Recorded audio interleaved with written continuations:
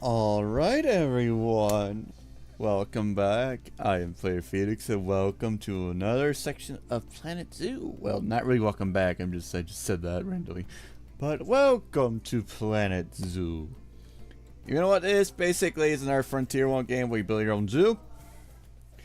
And I'm busy playing before Planet Zoo 2 launches. So, well, not really, I just wanted to since I was going nuts with goddamn Planet Coaster 2.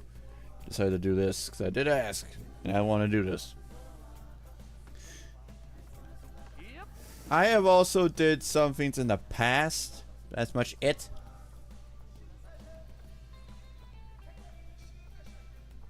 But I got stuff away. I got some stuff to do. My career. So we're starting fresh again. At least try to. At least. Been a while. Start anew. Medium, yep. We're starting new? Fresh around, and let's get to it. Been a while. I vaguely remember what to do.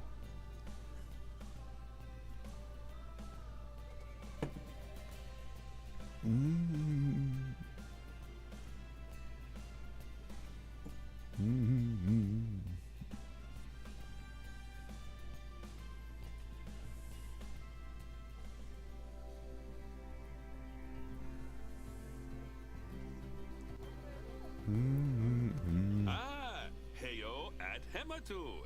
Yeah. Oh, sorry about that. I have a habit of slipping back into the Planko language. It's good to finally meet you in person. I'm Bernard, although I insist you call me Bernie. The only person who calls me Bernard is my wife. And even then, only when I've tracked elephant dung into the carpet. As you know, I own several zoos, but I always like to show people the ropes here at my home. This is the first zoo I ever opened, and a source of great pride for me. And prides, thanks to a lion breeding program we ran in the 80s. But we're in the middle of a big renovation, and that's where you come in. Sadly, our old contractor had to retire after developing a fur allergy. Poor devil kept sneezing his dentures into the lion habitat. So, it's up to you to finish everything off. Don't worry, though. I'm not completely throwing you into the deep end. My head keeper, Nancy Jones, will be lending a helping hand. Oh, she's a hard worker, and she'll expect you to be too. But I'm sure you'll get along like a house on fire, or even better, one that isn't on fire. Less shouting that way. Let's see if we can give us a backpack there. From that rosy, fresh face of yours, I'm guessing you're Bernie's new hire. Good. Now, I hope you're ready to ditch your diploma because we're about to get really hands-on. But before we begin the real work, how about we familiarize you with the zoo by learning how to fly around it and visiting some of our beautiful animals? We'll start by popping over and having a look-see at the grizzly bears in their habitat. Well, I mean, P is pause. That's pretty freaking work. At least it tells you. It tells you what it did before. So basically, adopt 2 places to come and locate animal traits. It's basically the same thing as Planet Coaster. Just gotta change some shit around. Our graphics side of things like is very a bit low.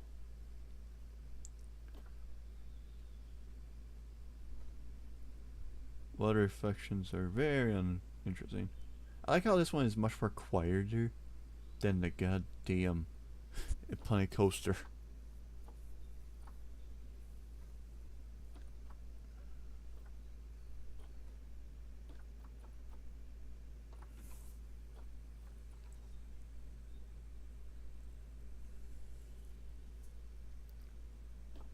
What are you doing? We need to go right out of reflections for Christ's sake.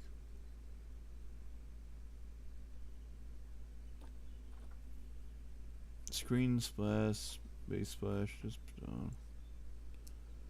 geometry, let's put it back to play.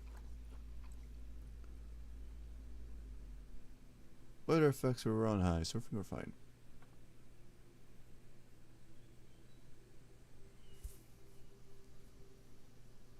They can put DLS on, but I think that's not even available on here yet. Okay. I got the mouse controls done. It's the keyboards I need to change.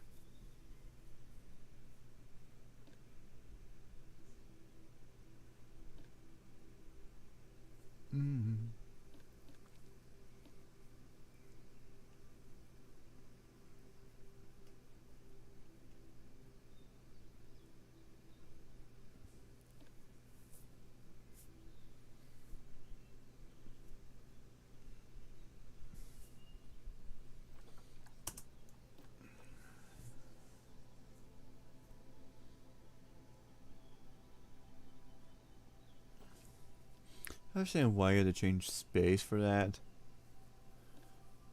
It's much better playing space. Oh, is there stuff I don't want to muck around? Is I probably won't even use shortcut. Did you know that grizzly bears, also known as Ursus arctos horribilis, can hibernate for up to 7 months a year? Oh, but then again, given the chance, I think a lot of people would do that too. Select one of the bears and you'll bring up its information panel. This is where you can find out all kinds of information about your animal. The most important thing being its overall welfare. You'll learn more about animal welfare today as we go through your objectives. Alright. But for now, let's enjoy this magnificent animal. Why don't you select the camera at the bottom of its information panel? See now, this is a fantastic way to get a close look at your animals. You can also get this view of an animal by simply double-clicking on it. Okay, when you're ready, let's pop over to the other side of the zoo and take a look at the lions. I've marked their location for you to find. One thing I'm quite excited for to Planet Zoo 2 aquariums, but also add more animals is actually quite exciting. Right, we need to find get up there. Well, actually, because I like to see that. Panthera leo leo, or the West African lion to you and me. Lions are the most social of the big cats, and there can be as many as 40 lions in a pride, although prides of that size are pretty rare. As Bernie would say, those lions are awesome, which is precisely why I handle the training instead these days. Anyway, how about we get started on those objectives? Come on, let's head over to an empty habitat and see what needs doing there. Alright, time for a new one. Have a refurbished now. Alright. As you can see, it's a lovely space for animals, but it's missing a certain something. Well, two somethings. Warthogs. So I'd like you to adopt a pair of them. To adopt animals, we need to open the animal market, which is in the animal trading section. There we are, a pair of perfectly splendid warthogs for our zoo. Just click on them and select Adopt from the side menu. Normally the animal exchange would be full of animals, but I've emptied out the market while you learn how it works. The last thing I need is you accidentally ordering a dozen elephants. When you adopt an animal, it's automatically placed in the trade center, where they're held until you're ready to move them into their habitat, which, as it happens, you are. So how about you move them into their new home? When you ask for an animal to be moved into a habitat, your caretakers will go to the trade center, collect your animal, and deliver them to your selected habitat. I've marked the trade center's location, so let's go and watch the caretakers in action.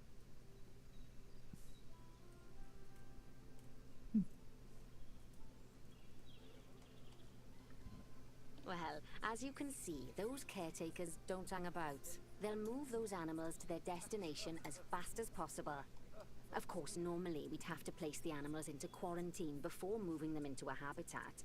But I am assured by a person of good standing that these warthogs are in the very rudest of health. Right, let's get the warthog's habitat finished up so we can keep them nice and happy. You see, each animal in the zoo has an overall welfare statistic, basically how happy they are. And that overall welfare statistic is itself comprised of 4 different areas: nutrition, social health, habitat, and enrichment. Luckily, if you select an animal, you'll bring up their animal welfare information panel, which we saw earlier. where you can see how they're doing. That way, you'll know exactly what areas need to be addressed. Don't worry if that's a lot to remember. You can always check the Zoopedia for more information. Let's start by making sure we're taking care of the warthog's nutrition welfare. To do this, we'll need to place a food station and a drinking station. Now, each animal requires a different type of feeding station. And for the warthogs, it's a small feeding trough. So let's add one of those and a water bowl.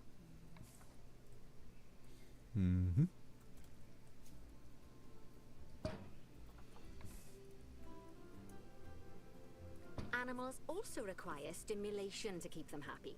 Let's add a lovely mud bath for the warthogs to roll around in.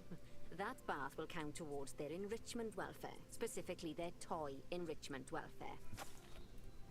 Oh, nice work. You've got a knack for this, I see. Now, our contractor had to leave in a hurry, so this place is in a pharaoh state. Unfinished thingamajigs and whatsits all over the shop. But the first thing we need to finish is the ostrich habitat. It's over near the hippos. There's the hippopotamuses. By my side. Oh, before we actually start building our ostrich habitat, let's pause the game. Just click the pause button in the bottom right corner. Ah, that's more like it. A quick break. Sometimes it's a good idea to pause the game whilst you're doing something which requires your concentration, because it'll stop the zoo spinning out of control while you're looking the other way. Let's keep the game paused while we get this ostrich habitat built. Okay, job number 1 here is to add a habitat gate before we complete the barrier. Every habitat needs a habitat gate. After all, how else would the keepers get in and out? Just make sure it's hooked up to the path so the keepers can reach it. You would think so. You would think that.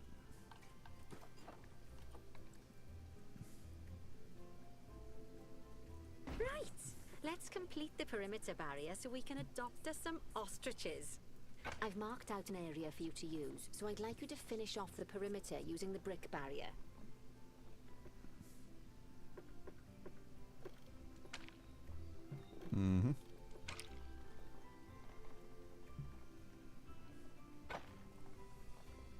Not as bad, but still, it's still clanky.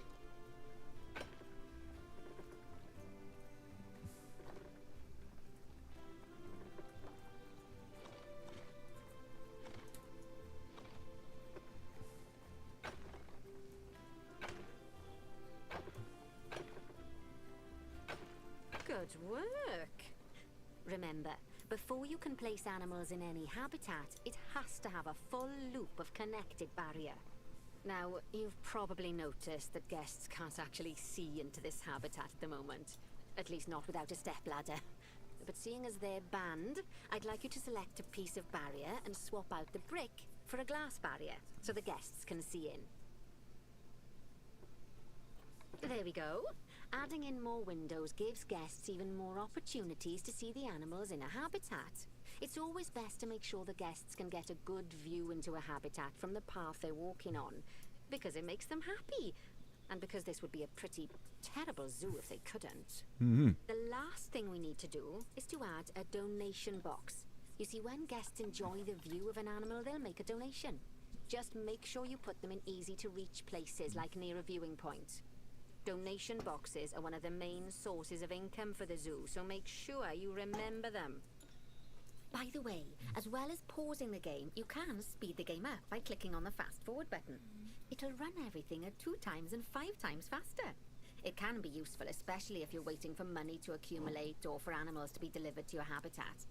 Personally, I use it when I'm waiting for a brew to finish. All right, you've finished the habitat, so it's high time we adopted those ostriches, don't you think? Let's get 4 of them in here.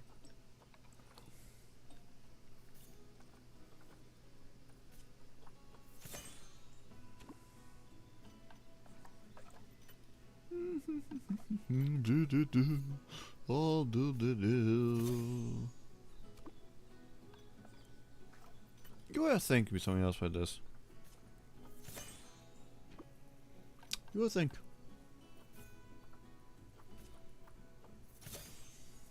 While we wait for them to be collected by the caretakers and brought to the habitat, you should get it ready for them. Add a suitable feeding station, water station, and an appropriate food enrichment item. It's often best to place things like enrichments and feeding stations near to the habitat perimeter, so guests can get a really good view of the animals.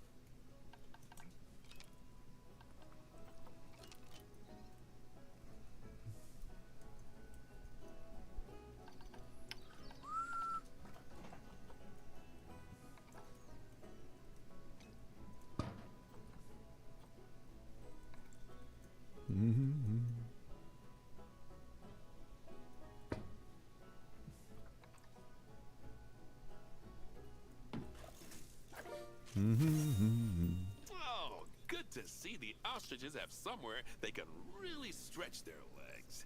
Did you know they can actually run at 43 miles per hour? Oh, heaven forbid they ever escape. The speed camera fines alone would bankrupt us. Well, Bernie certainly seems impressed. Did he do his speed camera joke? Every time we get an ostrich. So, now we've made the ostriches' lives a bit better, let's do the same for the keepers, shall we? To make it easier for the keepers to feed the ostriches and hippos, we should build a new keeper hut.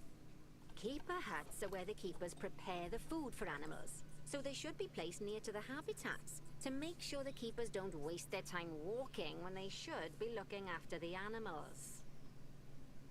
You'll need to rotate the keeper hut to get it to connect up to the path.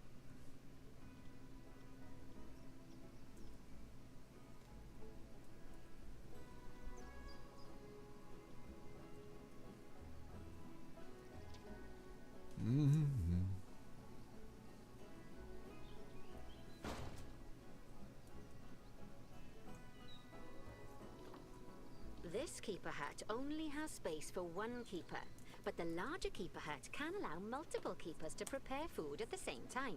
Oh, but bear in mind that keeper huts and other staff facilities shouldn't be placed near to areas where there are lots of guests. Guests don't like seeing facility buildings, and it can affect their happiness negatively. In case that wasn't clear. Something that all facilities, shops, and a whole host of other objects need is power. And that obviously includes your newly built keeper hut. So let's place a transformer next to it, shall we? Now, the reason everything has gone blue is because you're using the power heat map. This map allows you to see what is and what isn't powered in your zoo. So once you've placed your transformer, you can click in the bottom left to turn the heat map off. Lovely work. Now the keepers can start using the hut to prepare food, and thanks to where you've put it, they won't need to walk very far to deliver it to the ostriches and hippos. Let's get on to your next objective then. Bengal tigers. We want to adopt some, but I'm afraid there's nothing ready for them yet. Head on over to the plot of land I've marked out. It's not too far away. Righty, your next job is to build a habitat from scratch. And concrete and glass, I expect. So, go ahead and build it. Just make sure that the habitat includes that big hole we've dug. Oh, and don't forget to add a habitat gate to the barrier. Oh, and make sure the guests will be able to see the tigers. You don't say.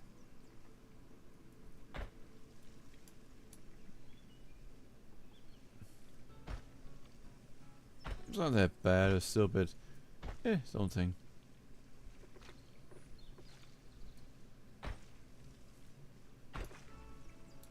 I do like the drawing tool, that was nice.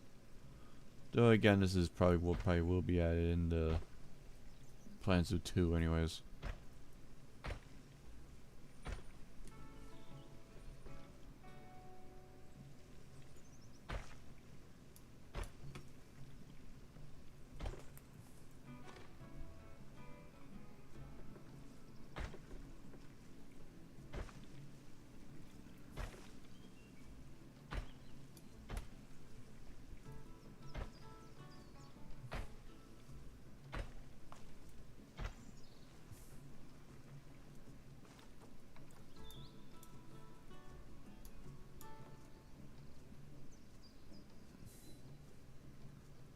Now, Bernie takes safety very seriously at his zoos, so we should probably make sure those tigers can't jump out of their habitat, don't you think?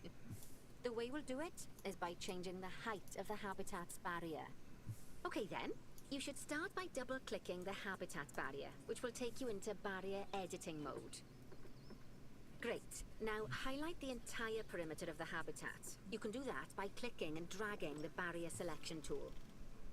Now you've got all of the perimeter selected, you can increase the height of it by clicking and dragging the barrier height tool upwards.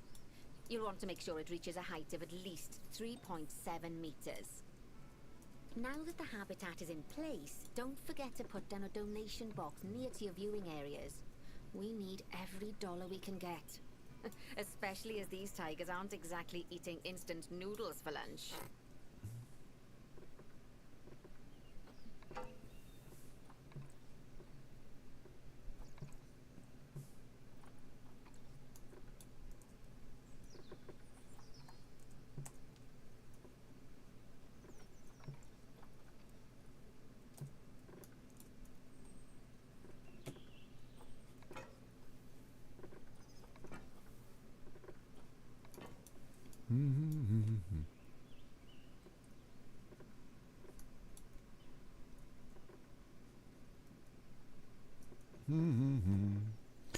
Put it layer, there, and there.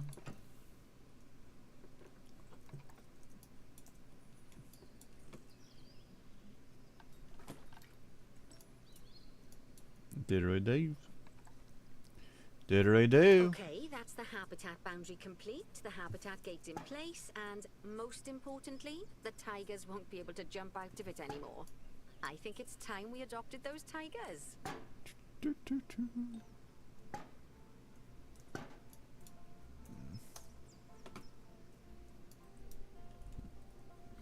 Alright, trade on.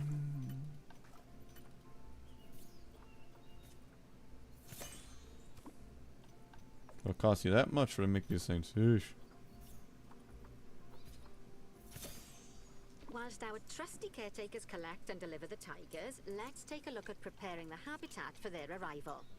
We'll start with the basics. Add a suitable feeding station for them.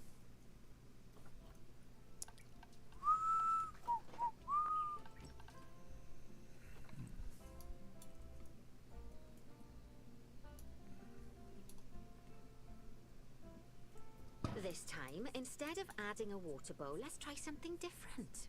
Some animals need a pool in their habitat so they can go for a swim, but they can also use it to drink from.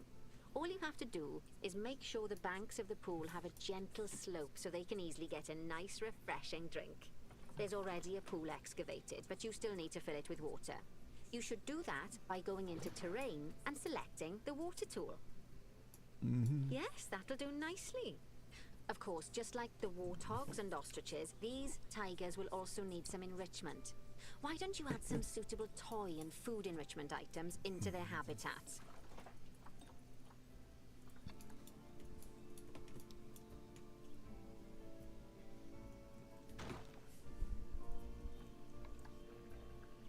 Okay, it's really starting to take shape. Now, the tigers will need a shelter in their habitat, so they can hide from the guests, or more likely, the bad weather. Although, given that we're in England, you might want to think of that just as normal weather. Go on, add a shelter to their habitat.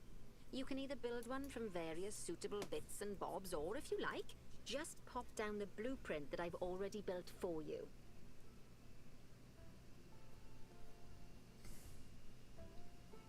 Part of me doesn't like this. It's very irritating. It really is.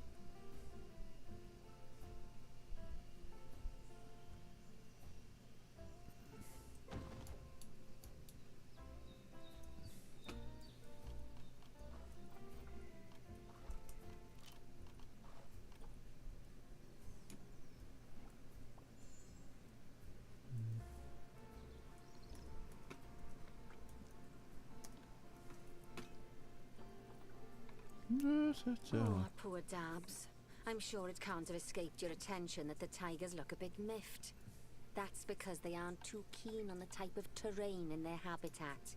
Select a tiger and bring up its information panel. Rightio. Click on the terrain tab. That way you can view the terrain information and see how they feel about the different types of terrain. That'll tell you what the tigers need more of or less of in this habitat. Okay then, open the terrain editing tool, select painting, and give them some more soil.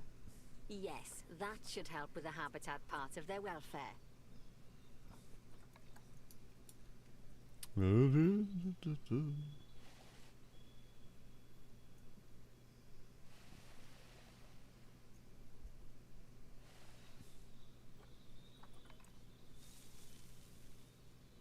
Right then. All animals need plants and trees from their own biome or continent. You know, deserts, savannas, Eurasia, Europe, that sort of thing. It looks like these tigers need a few more plants in their habitat. To get a perfect fit, use plants from the rainforest and temperate biomes that are native to Asia. Although if you have to, you can get away with using just one or the other. The tigers will also want a certain amount of their habitat to be covered by those plants. To find out which plants to use and how many, select a tiger and go to the Environment tab. Now, as you can see, some of the plants currently in the habitat aren't quite right for the tiger, like the wattle bushes. You can remove them if you want. You can find all of the plants you need in the nature section, and you can use the filters to only show the types of plants you want to see. In this case, that's plants from the rainforest or temperate biomes.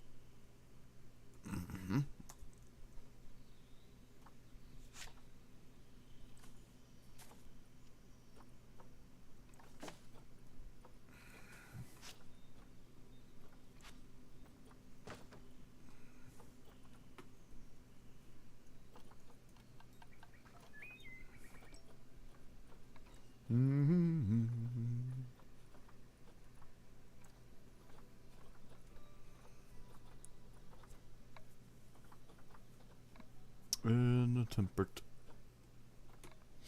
Alrighty.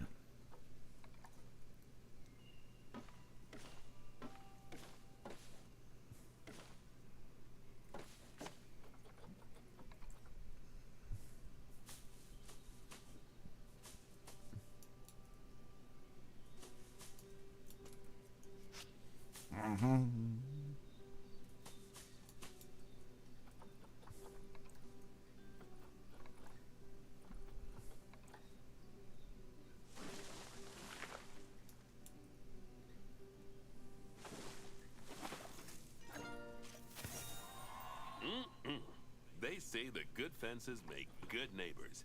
I guess that's doubly true when one of the neighbors is a Bengal tiger. Still, those tigers look so happy that I doubt they'd leave, even if you did poke a hole in their fence. Oh, but for heaven's sake, don't test that theory. Right, let's head over to the Indian peafowls. I've been told that we need to improve their social welfare. Now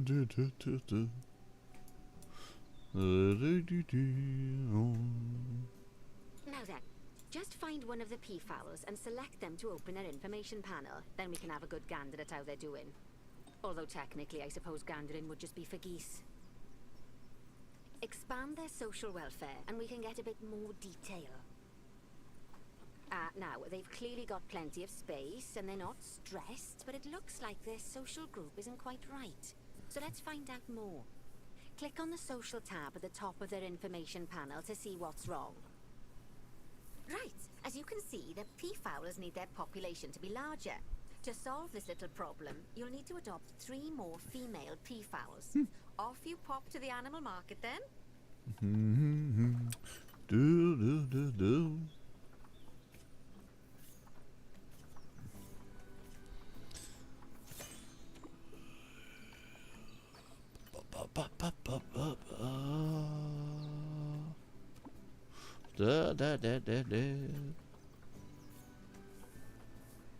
Good work on those peafowls. I expect they'll be delivered soon. But sadly, it sounds like our snow leopard is a bit grumpy. Let's head over there and see what's wrong with her. Getting back around with this one. This game's not that bad. I'm doing well. I just still like how I don't like it. But hey. It's fine. Where's the snow leopard? Over there. Just like people, animals can suffer from stress if things aren't quite right. You know, like when you see someone put in the milk before the tea bag. In the case of these snow leopards, they're a bit stressed by their lack of privacy. You can lower their stress levels by swapping out the normal glass barrier by their cave for one-way glass. It's not a cheap option, but I think they're worth the expense, don't you? This will give the snow leopards somewhere to go when they want to get away from the prying eyes of the guests. Of course, when an animal isn't in its natural biome, it's probably going to be too hot or too cold. Unsurprisingly for the snow leopards, it's too hot. Even with the terrible British weather. You should help cool it down by adding some coolers to their habitat. But let's start by opening up the temperature heat map and having a look-see at the temperature in the leopard's habitat.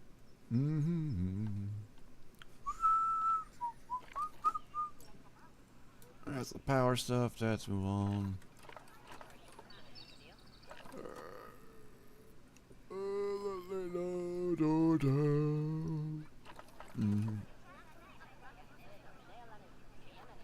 As you can see, we already have one cooler in there. Let's pop some more down and get as much of the habitat as chilly as we can. Luckily for us, this habitat already has power, but you'll need to make sure of that in the future. Just so you know, if any part of a habitat is powered, then the whole habitat will be powered.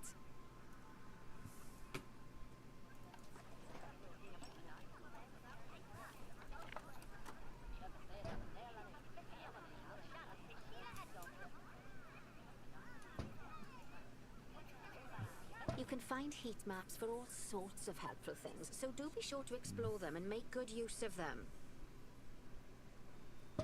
It'll take a little while for the temperature to adjust once you've added coolers or heaters, but now we've got the coolers in, we can address the leopards' terrain welfare. You see, what the leopards really want in here is snow and rock, so let's make that happen.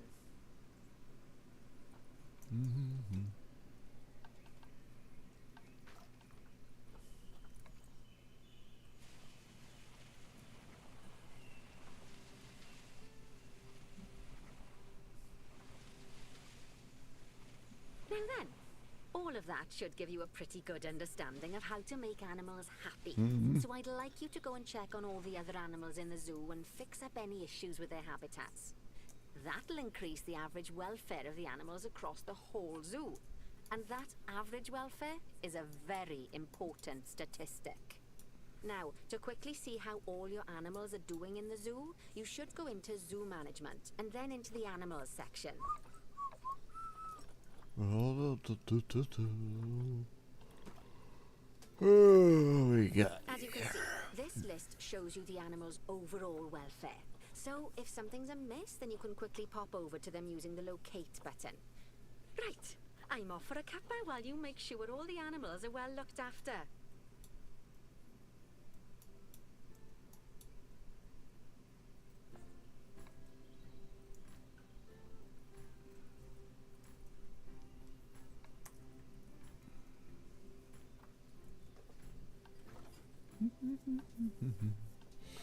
Alright. There's a heater. I think these guys are fine. I just need to shut this.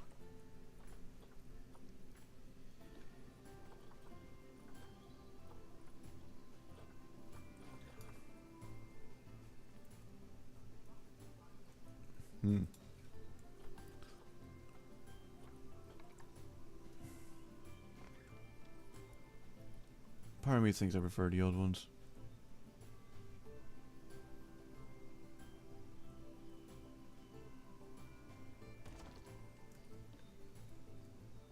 There's the advanced movement. I was wondering where you fucking are.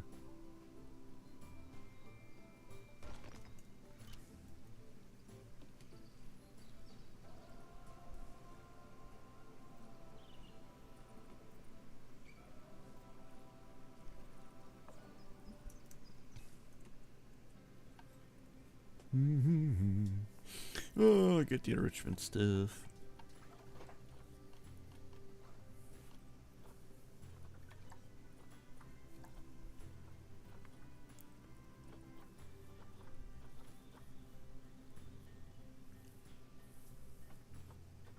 Tortoise.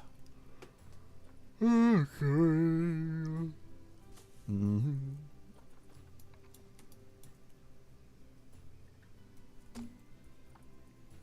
A rubber ducky.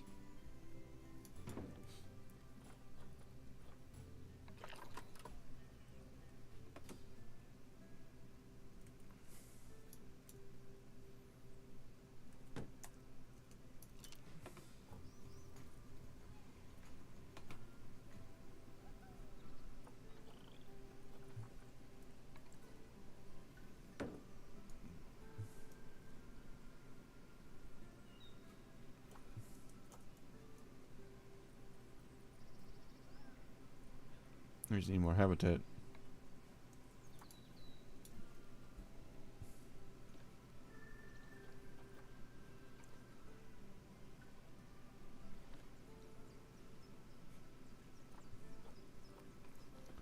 I feel like probably need more than that or something.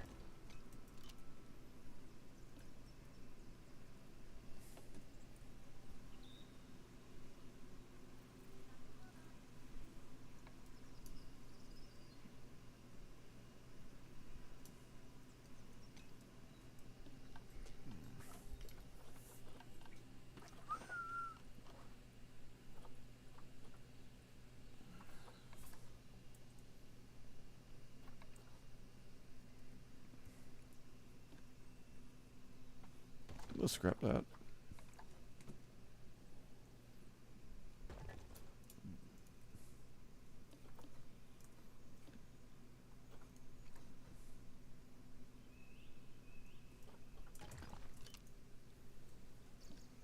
There we go. I think now it should be fine.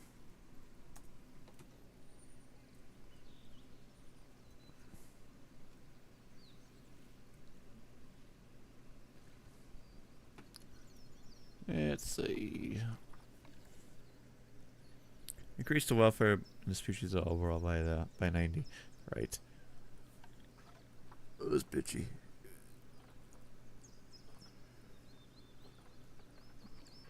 Elephants need enrichment.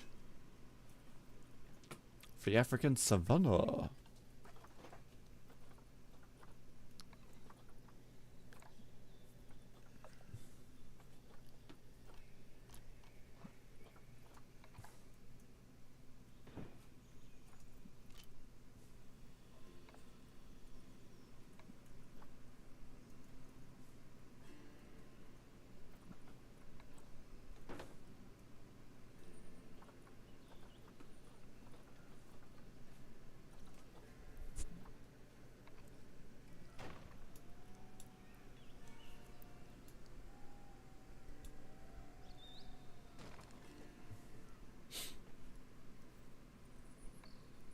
Needs to increase the terrain, more shelter.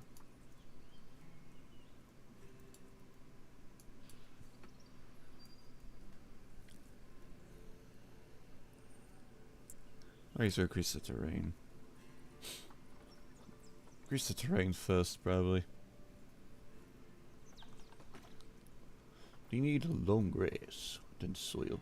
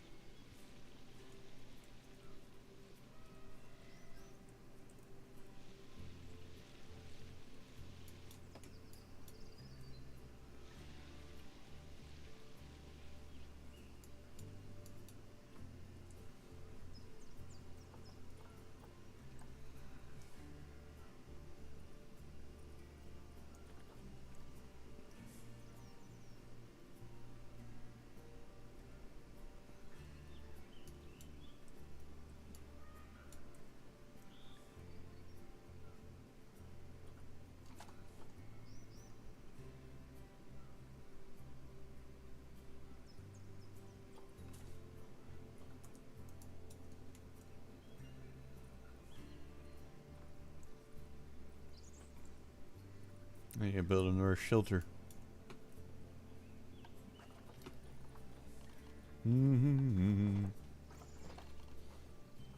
Holy beholders.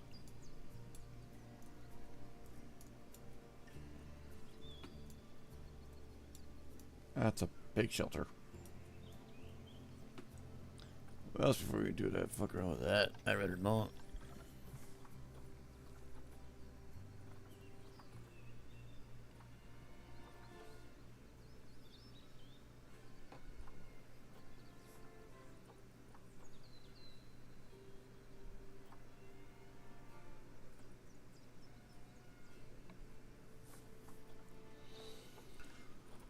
What to do?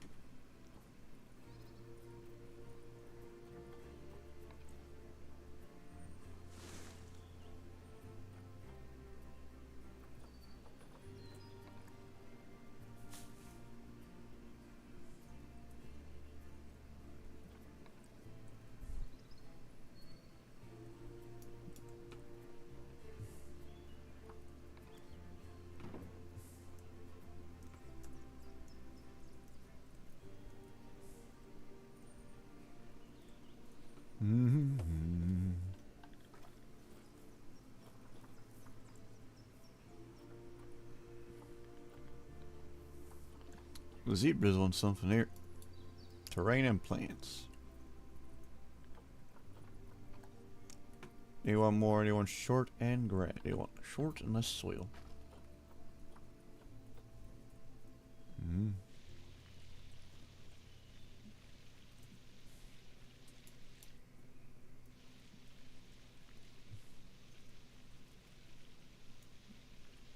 You can be careful not to muck with them. So.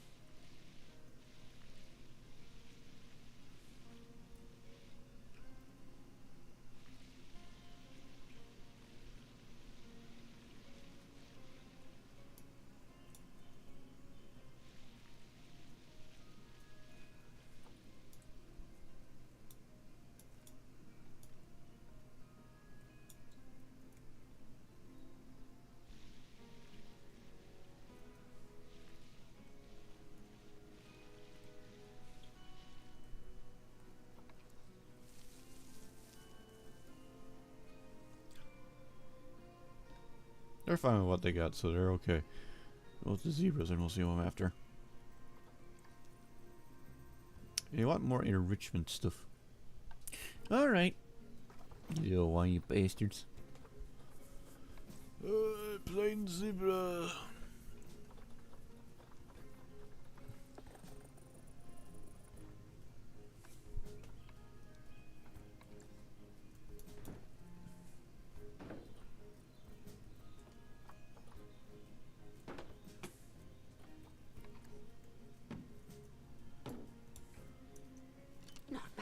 There we go. Not bad at all. I think it's fair to say that you've passed the first part of your training with...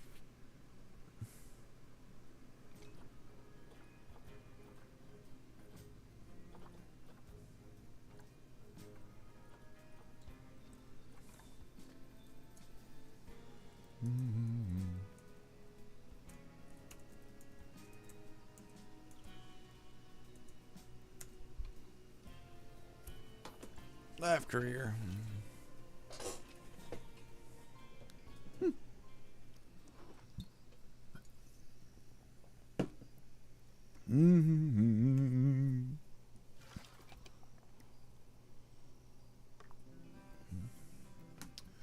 That's redone. I gotta redo this one.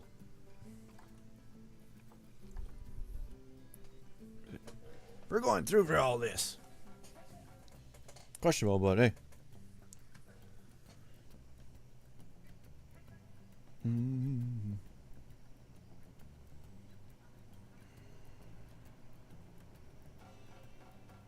Mm.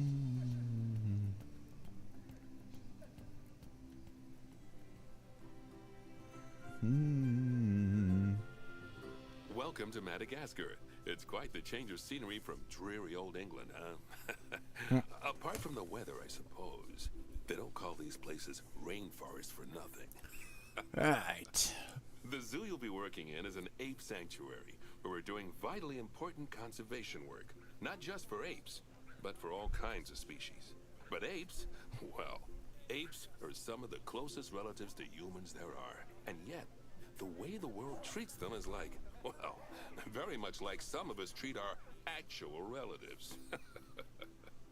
Anyway, that's why I'm determined that our operation here does some good. If we can all leave some part of the world in a better state than we found it, we'll have lived lives worth living. And speaking of states, I have a horrible feeling I left the house in the right one. When I get back, I expect my life won't be worth living at all. What do you think of Madagascar then? Bit warm for my taste, to be honest. Cosmic cow. Anyway, this is Bernie's Primate Sanctuary. It's not just primates though. We've got all sorts of animals. So why don't we go and have a look at some of them, eh? We'll start by taking a look at the red-ruffed lemurs. They're the ones that look like they should be in a Shakespeare play. Come on, Sure. let's head over to them. Lemurs. Also, we could do much more quick with this one. I doubt it, since we gotta do with unwanted.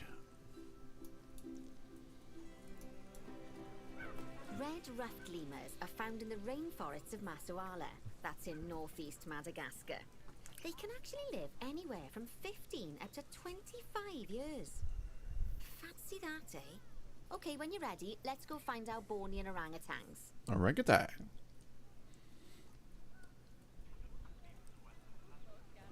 The Bornean orangutan is such a marvellous creature. They're always a big favourite at any zoo they feature in, and they're also the biggest tree-dwelling animal on the planet. Assuming you don't count any lions that got stuck up one. Oh, why don't you take a better look at them? Open up their information panel and go into the animal camera. Aren't they just incredible? When you're ready, let's go and have a look-see at some of our beautiful bonobos. They're quite the characters. Bonobos. Oh dear!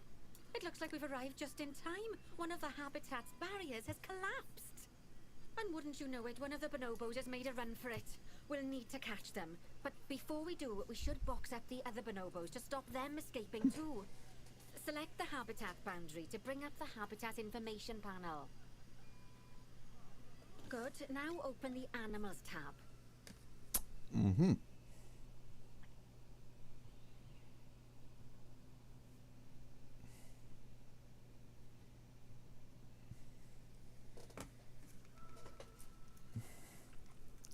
And click on Box All Animals to box up the remaining bonobos.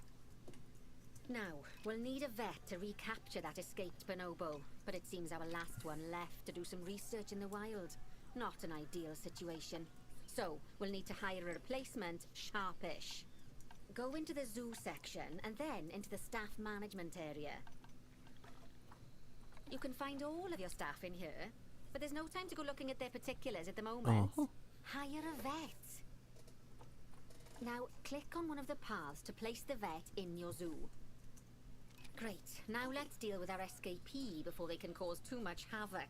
Use the animal alerts to jump to the escaped bonobo. Okay, that's a relief. So while the vet deals with our bonobo friend, let's go fix up their habitat so they can't escape again. Head back over there. As you can see, the barrier's collapsed. Someone's taken their eye off the ball, obviously. Let's get this one replaced. Select the barrier and then we'll edit it. Delete the broken section of barrier and replace it with a brand spanking new one.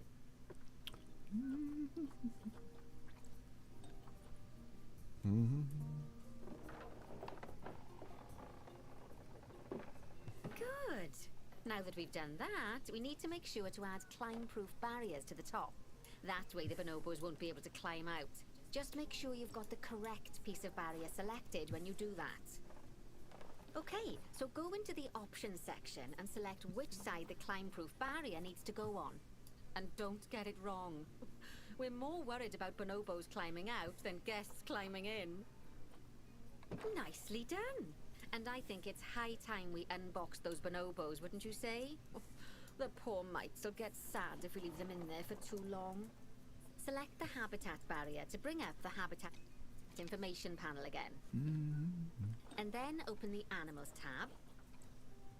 And finally, click on Unbox All Animals to let them out. I expect some of them are fair bursting for the toilet. So, it turns out that as well as the old vet leaving, the zoo's mechanics did too. We'll need to hire a couple of new ones so we can help stop any more breakouts. You see, mechanics do all sorts of helpful things around the zoo, but one of their most important jobs is taking care of the habitat barriers. Without mechanics around to repair them, the barriers will crack, crumble and fall down. And before you know it, we'll be overrun with escaped animals. Go into the zoo section and then into the staff management area again. Oh, gosh, we have been busy, haven't we? Good work there. I'm off for a cuppa. Oh, I think Bernie wants a word with you. This could be interesting, knowing me. Oh, I hear you had a bit of an issue with an escaped bonobo. The main thing is that you dealt with it swiftly, and more importantly, without the animals stealing someone's clothes, putting them on, and then walking out of the front gate. You see, another key responsibility for our vets is animal research. Researching animals allows vets to unlock new enrichment items, additional information for our education resources, enhanced breeding programs, and improvements to food quality. The animals' food, not the vets. It'll take more than a research grant to improve the staff canteen. Anyway, as you can see, research is a key part of running your zoo. In order for a vet to undertake research, they require a research centre. And once again, that's something that this zoo is missing. So let's build one. I've marked out an area for you to put it. Now, you've probably noticed that there's already a building where I want you to build the research centre. Don't worry. You see, the building that's currently there is actually a hollow shell, so we're able to place our new building inside of it. If you select the research centre for placement and then hover over the shell, you'll see that it asks if you want to add the research centre to the existing building. Okay, click to add it to the building. Oh, but that won't place it in just yet, though. First, we'll need to rotate our research centre so it automatically connects to the path when we place it. Right, splendid work.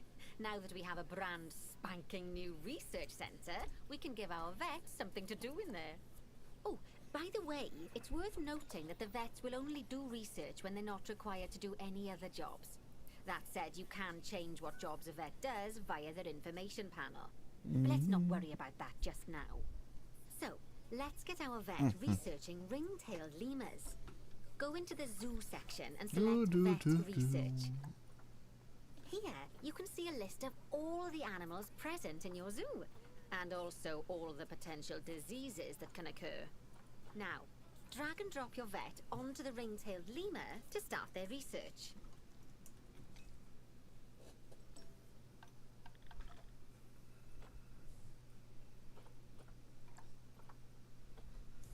Actually, thinking about it, I'm not sure we've got any education boards or speakers by the lemur's habitat. Let's head over there and add some, so our guests can learn all about the furry little delights.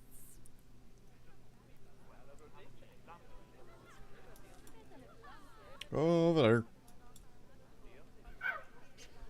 First off, let's pop down 2 education boards. Place them on the habitat barriers at a height that guests can see, or, if you like, pop them down on a stand.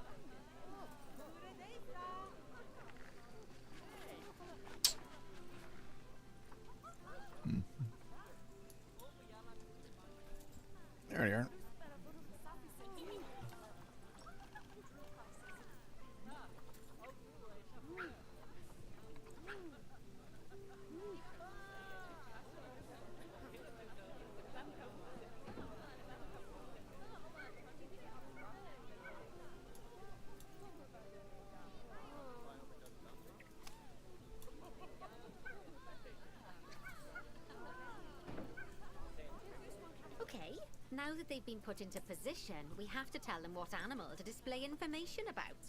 Select one of the education boards to bring up its information panel. And from the drop-down list, select ring-tailed lemur. Although I'm sure that last part was obvious. When you link an education board or a speaker to an animal, you need to make sure that said animal is close by. If it isn't, the guests will get confused and won't learn as much. Okay, now that we've done the education boards, let's pop down a pair of speakers. Speakers play audio to the guests, so they can learn while they look at the animals, instead of having to go through the laborious process of reading. Oh, one thing to bear in mind is that it's important not to put the speakers too close together. If you do, the guests won't be able to understand what's being said. Now we simply need to link the speakers to the ring-tailed lemurs, just like you did with the education boards.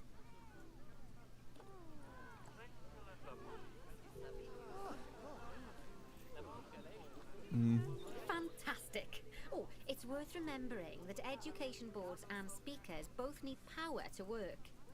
They won't do much good without it. Oh, it looks as though our vet has completed their research on ring-tailed lemurs.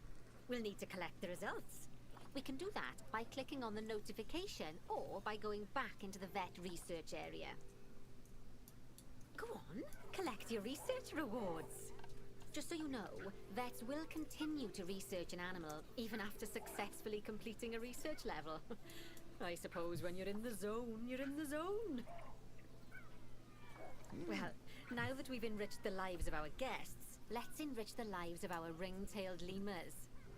Some animals, like lemurs, will have a climbing need. That means they have a requirement for a certain amount of climbing space, and you can fulfill that requirement by building them a climbing frame. Let's find out how much more climbing space our lemur friends need, shall we? Select one of them and bring up their information panel. Next, click on the Terrain tab. Now, as you can see, the lemurs need quite a lot more climbing space. But as it happens, I've already got a climbing frame blueprint built for you. So you can either pop that down or build one yourself from scratch. By the way, it's not always just climbing needs that you have to worry about. Other animals might need a certain amount of water in their habitat so they can go for a swim. They certainly do keep us on our toes.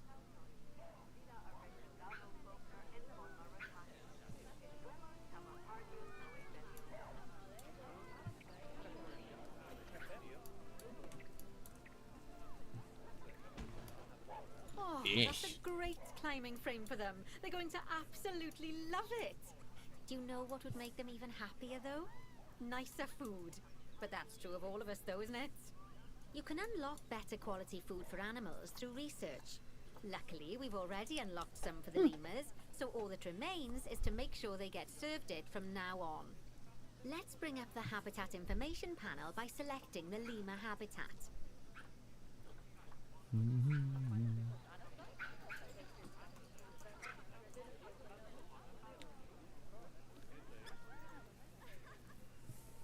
Lovely. Now select the Animals tab. There we go. As you can see, we can set the food quality in here. Just click on the drop-down menu and select Grade 2 Food Quality. Grade 2 Food Quality. My mouth's already watering. So, a new climbing frame and better food. Oh, you've really spoilt those lemurs rotten. Now, I think it's time we looked at one of the zoo's most important responsibilities. Releasing animals into the wild. You see, when we feel an animal is ready, we can release them into the wild. But what makes an animal a good candidate for release? Well, their age is an important factor. I mean, we can't release an animal that's a juvenile, just as we can't release one that's gotten too old. They'll also need to be fertile. After all, the idea is to repopulate the wild, so the best candidates will have a high fertility gene. And together, the age and fertility of a candidate will determine how many conservation credits will be rewarded when we release them. Now, conservation credits are vitally important. They're the lifeblood of your zoo, because earning them allows you to adopt even more animals. And what's more, the animals you can adopt will be of a higher quality. So, With that in mind, let's pop over to our orangutan habitat. Okay, I'd like you to find Agang, the Bornean orangutan in the habitat, and select him, please. You can either click through each orangutan in turn, or select the habitat barrier, go to the animals tab in the habitat information panel, and find him in the animals list. I know it's sad to see him go, but he'll be happy out in the wild. And he's a wonderful candidate for release. Young, strong, and fertile. Excellent work there. You've definitely got potential, you know. Alright. Ah, I see you've been doing some homework. Although, it hardly seems like work when you're learning about something as adorable as a ring-tailed lemur. I imagine I'd have got much better grades at school if there'd been less algebra and more aldebra. Tortoises. Okay, so far we've done a lot of work with All habitat right. animals, but now it's time to learn all about exhibit animals. Let's build a brand new exhibit. I've marked an area for our new exhibit. How about we head over there? Lovely. Now let's build a new exhibit in the gap that's been left. Just add it to the building like we did with the research centre earlier, then pop it into the gap.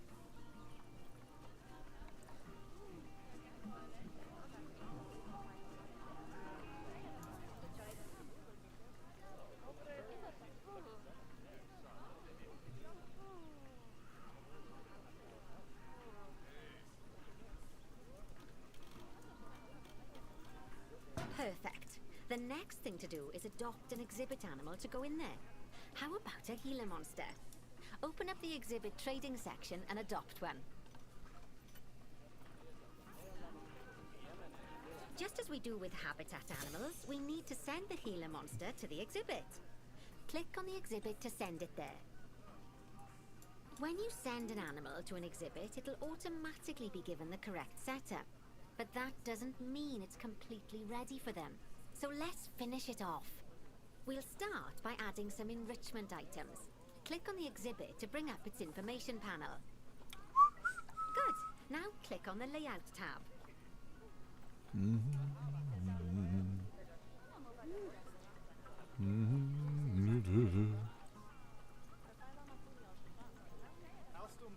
Oh, well, it looks like we've only got the enrichment level 1 items unlocked at the moment. Never mind, let's turn on at least one of them for the Gila monster. As I'm sure you know by now, you can unlock more enrichment levels by having one of your vets do some research. Now we'll also need to set the temperature and humidity in the exhibit. These are vitally important for keeping our Gila monster happy and comfortable. Click on the Climate tab. Here, you can see the Gila monster's desired temperature and humidity. You can change both of these by adjusting the dials below.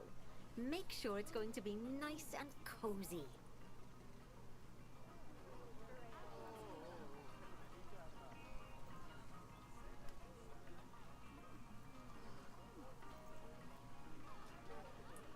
That's the ticket. And the last thing we need to look at is setting up the different windows. So click on the Windows tab. You can edit and customize any of the windows on an exhibit. A window can be closed and blank, or have a 2-dimensional background, or even a 3-dimensional background on it. Why don't you have a play around with the options? There's also an exhibit education board. Pop them down near your exhibits to teach your guests about them. Let's add one now.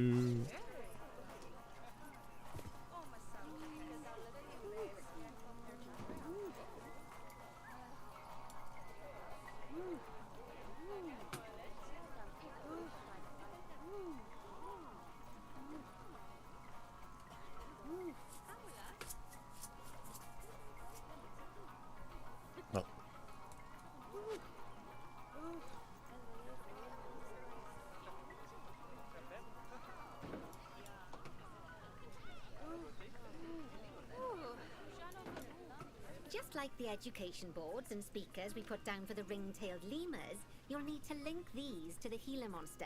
Go on. Nope. At least that sounded like that.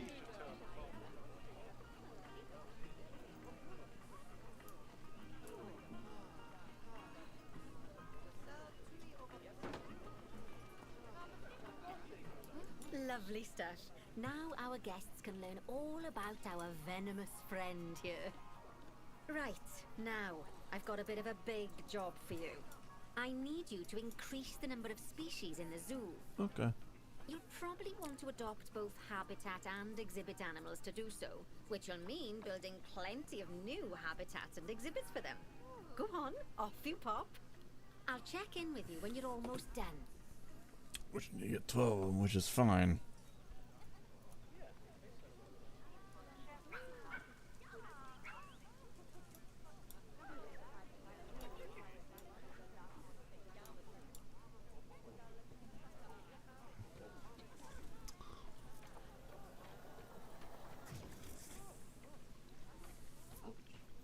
Prefer to have much more adults here. Okay.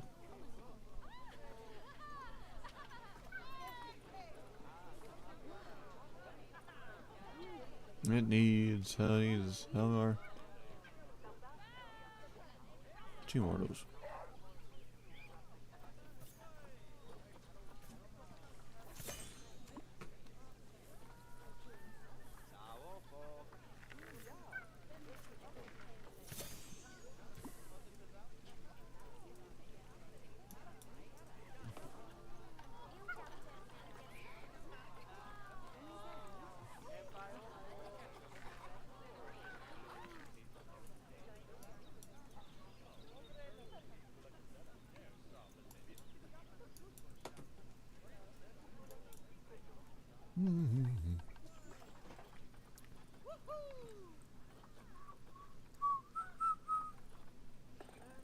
Bonobo.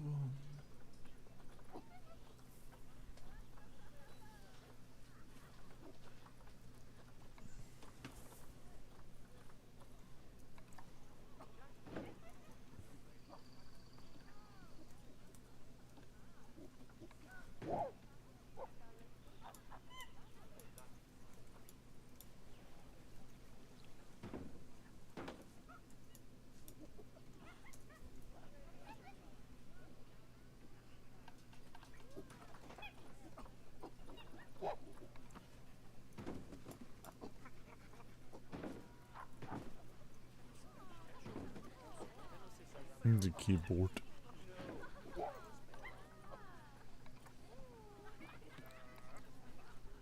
Rubber ducky.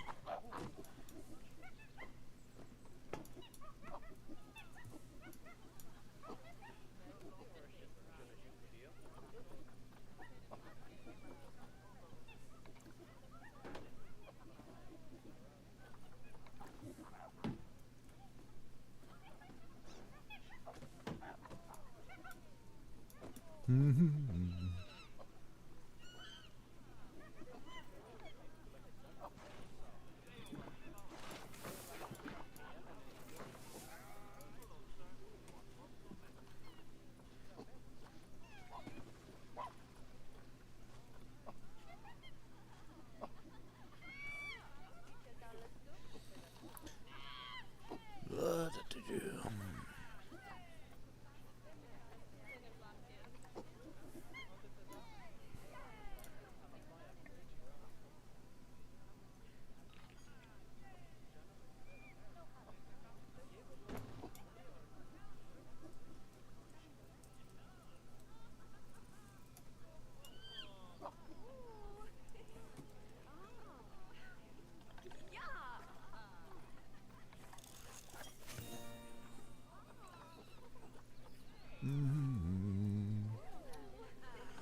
doing much more better this time around-ish, but again, I'm still trying not to, so. Ringtails are fine.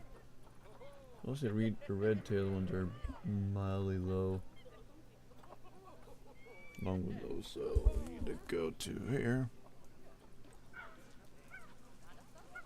And we'll need to increase our stuff with ringtail, red ruffle.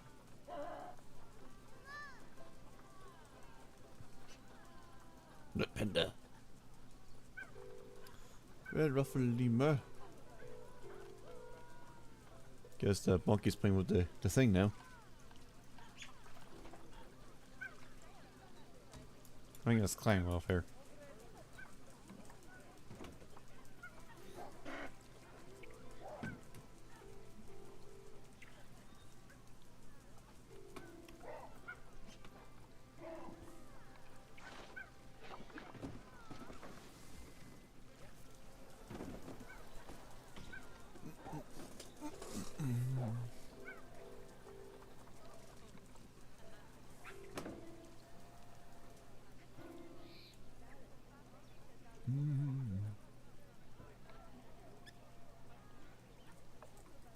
Besides nutrition, that's one thing. I'll worry about that later.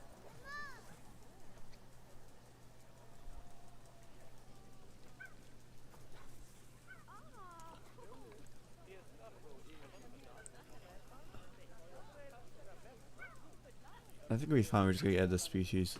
Okay.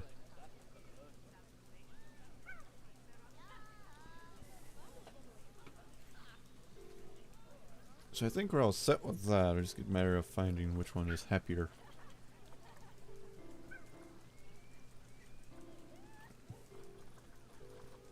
Hippopotamuses need more social.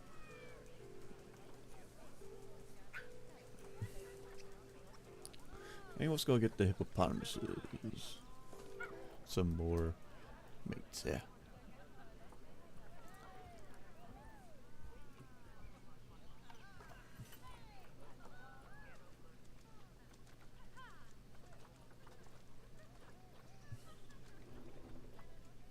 Where's it pay conversion resources to get one?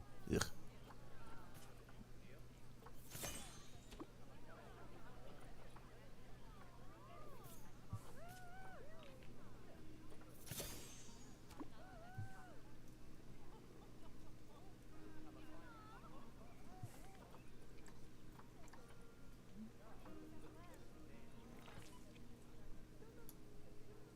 For have water, higher water.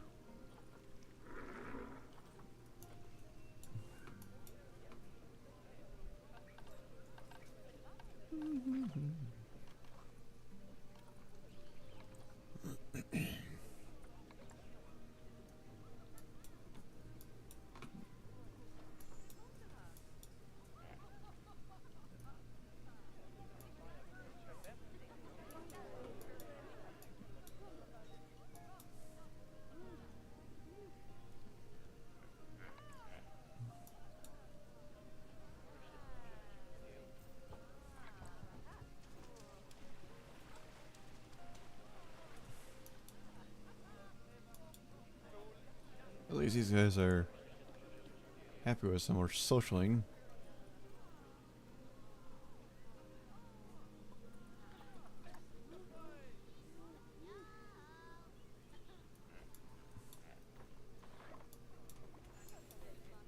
Probably way too much on this space right there. Bugger.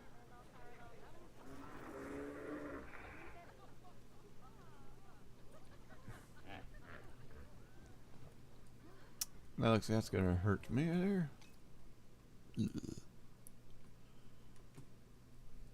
Okay, so you said you want more social. Is he more social life?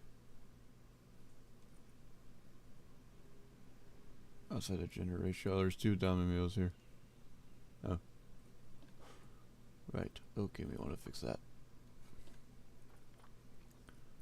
We have... I erased it. I mean...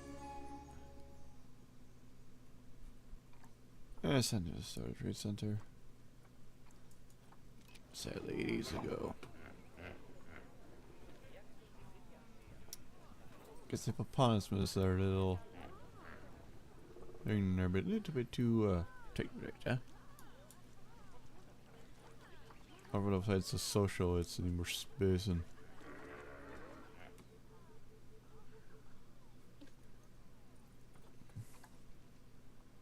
Two males and two females, so.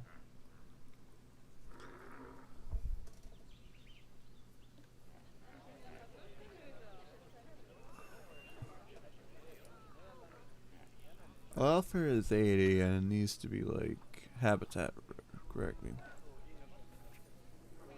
Increase the average habitat species overall to 90. Overall, yeah, we need to get rid of that. Why can't we do it? We gotta get rid of one of them, sadly. Okay.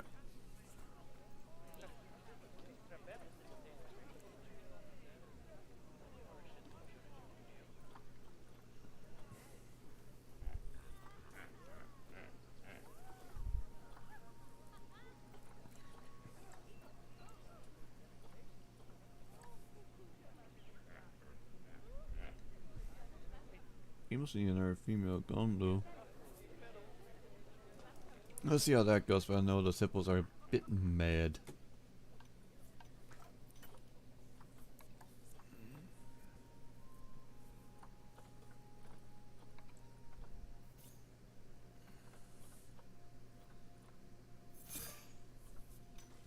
Sorry about that. I didn't mean to get down.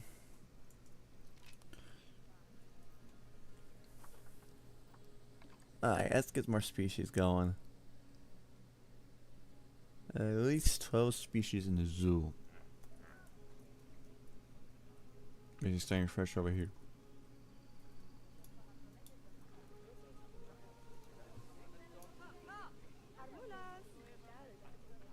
What's that say? Shop. Maybe we can add that there.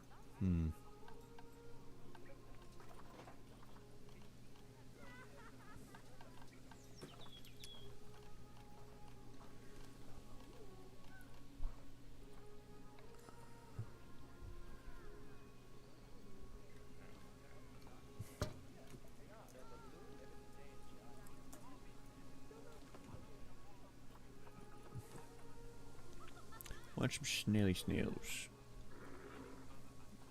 Want some snails.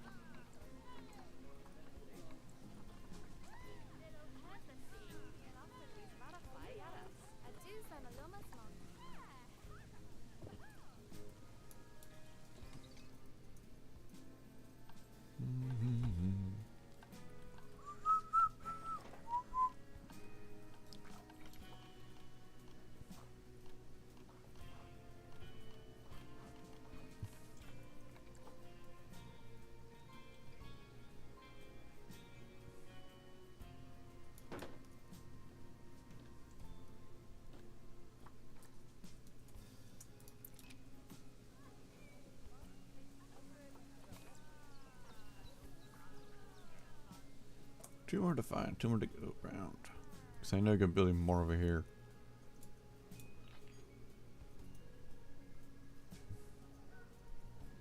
I'll eventually get rid of a hippo. Let's see if there are any spots I can use. I can even use this spot, I mean, no one could.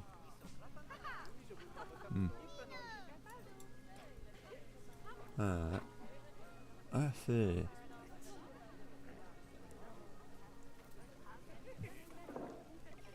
Let's see if there's any particular ones that are open so I can use.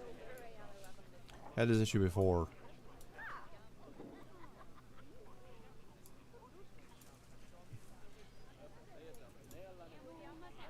Nearly got mostly all of those anyways, so I guess besides building entirely new things, we gotta get more species about that. Just some mento. Because we have that lizard, I don't have the spider. I can probably use that to use that, maybe. Try building one thing and I failed miserably.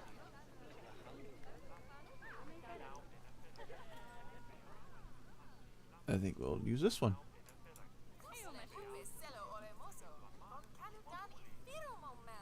Well, I really can't because they're connected. If I get rid of that wood.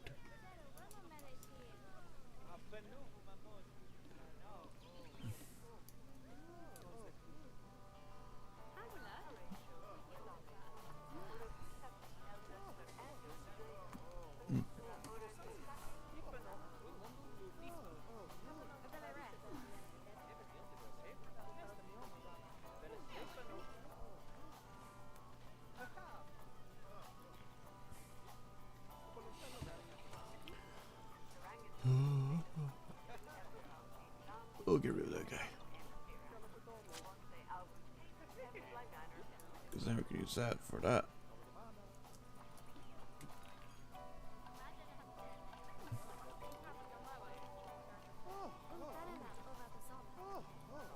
Yep, look at that.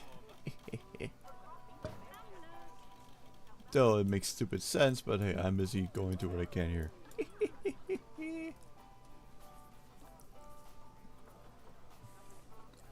Get the snake, we got that guy, we got the frog.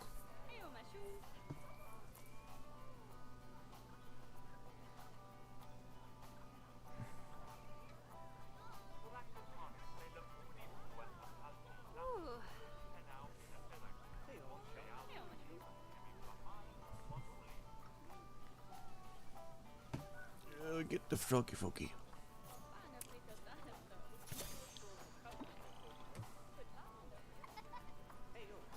We need down to 90.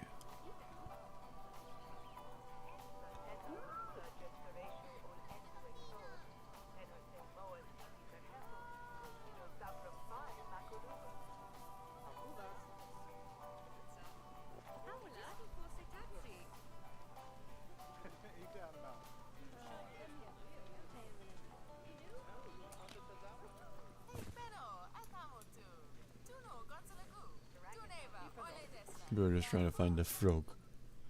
But it's very good for business.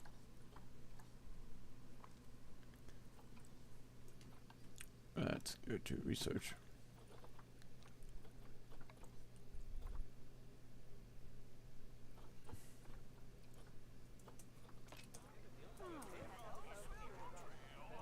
Once we get those layouts, we need to increase the layout though. Yeah, wait till that happens. I can do windows though. Let's see. No. Nah.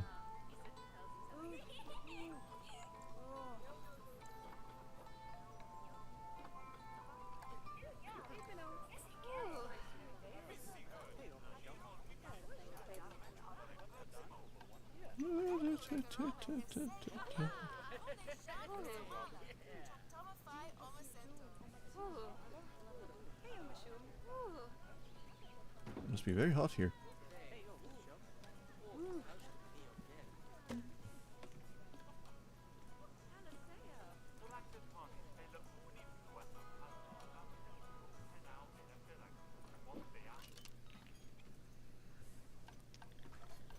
Let's see. I'll wait to get into that.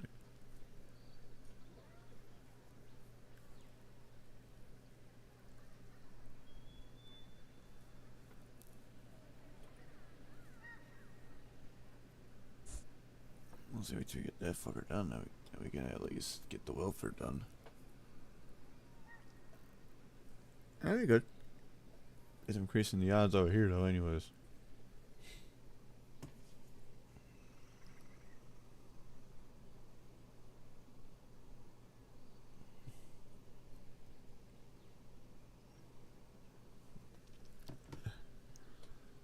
think it's done now.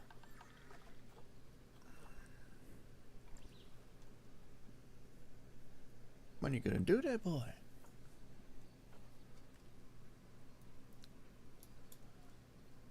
Just took a little spot for there and she's using that as a banish. Doesn't make any sense. It works fine.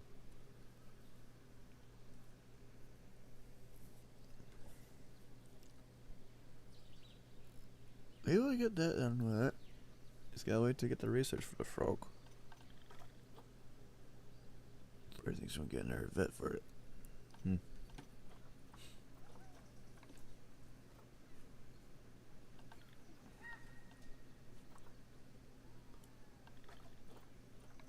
Get yourself in our vet.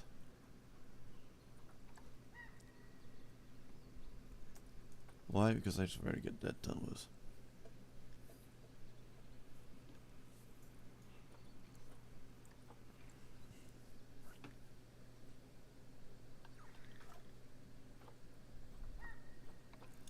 There you go. That's what we want. So, boop, boop, boop.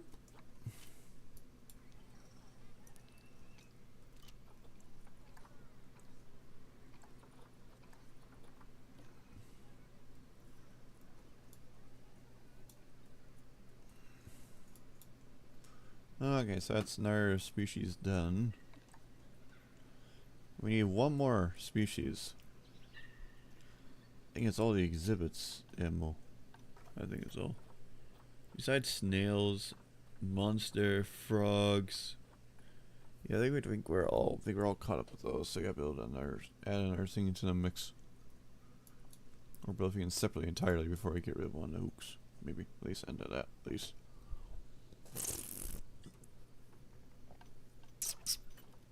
Tapibara. Yeah, I could do a Tapibara.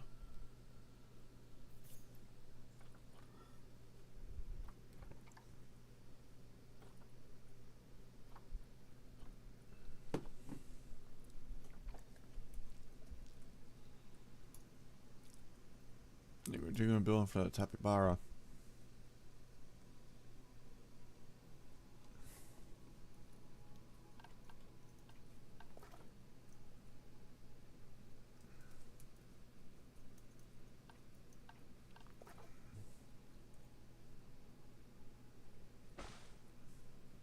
So it's a classic one, not like the old like Planet Coaster 2 right now, which is fine. I increased the lift by that one around, huh?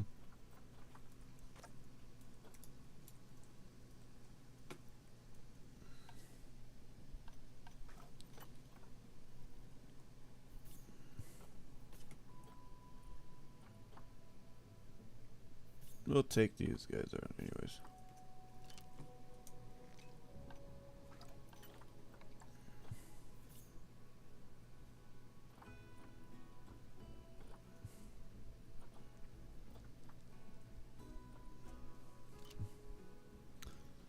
Besides,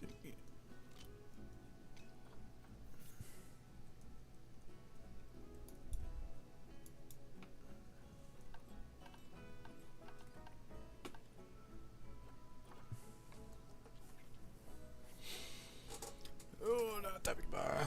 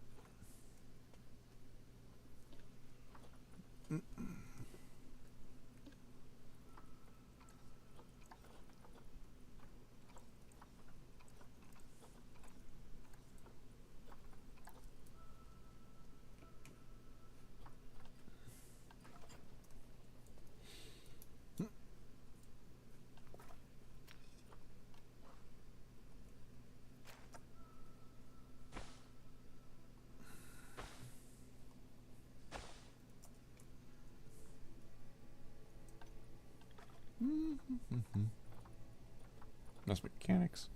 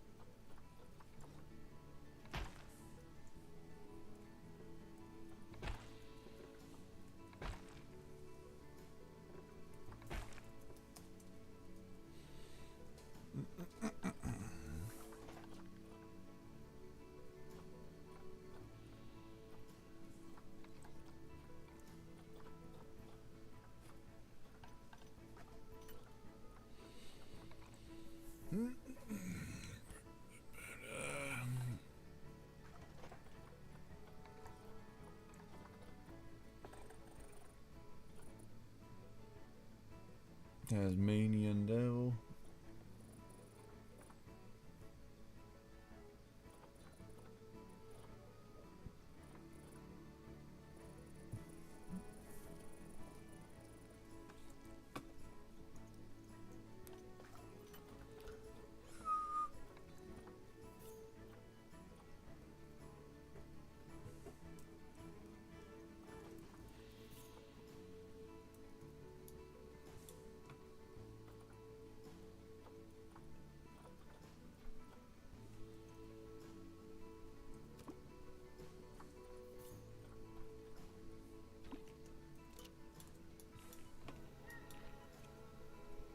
You gotta hike all those guys over there.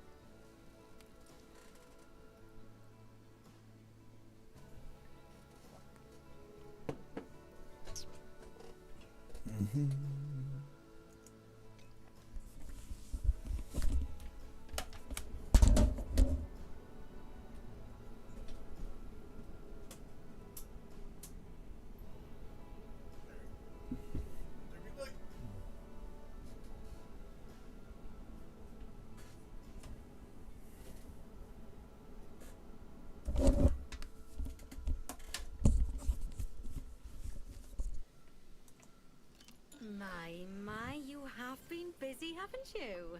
Splendid.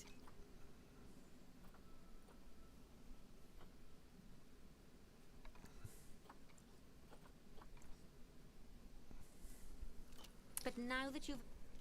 No, that's done.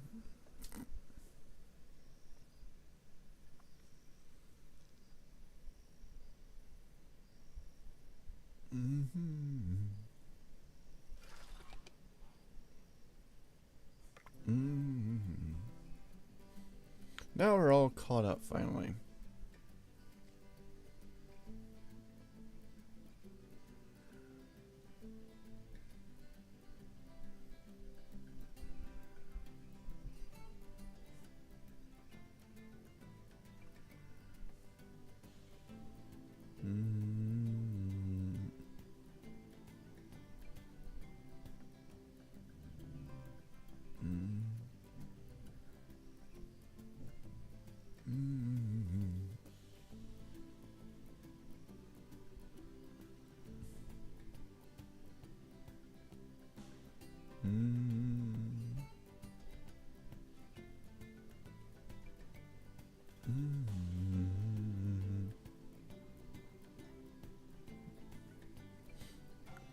Alrighty.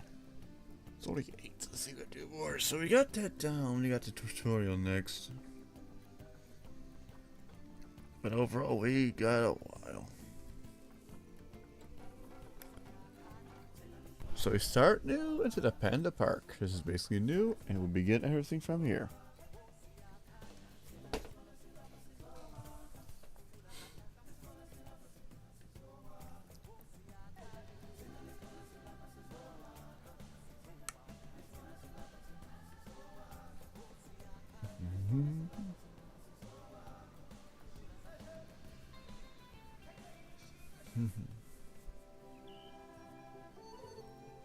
Later. Ah, pandas.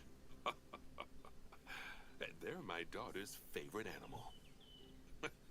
I think it's fair to say that if ever there was an animal which has captured the public's imagination, it's pandas. Well, that's assuming you ignore cats and dogs, obviously. It'll take more than a cute bear to knock them off of the top spot. Oh, but did you know, thanks to the incredible conservation work that's being done in China and around the world, pandas are no longer endangered. Amazing! That said, they're still considered vulnerable. So, this zoo is extraordinarily lucky and honored to be part of that conservation effort. It really speaks to our reputation, a reputation that you're going to be in charge of maintaining, along with all the general maintaining too. I really can't tell you how important the welfare of those pandas is. Oh wait, I can. It is vitally important.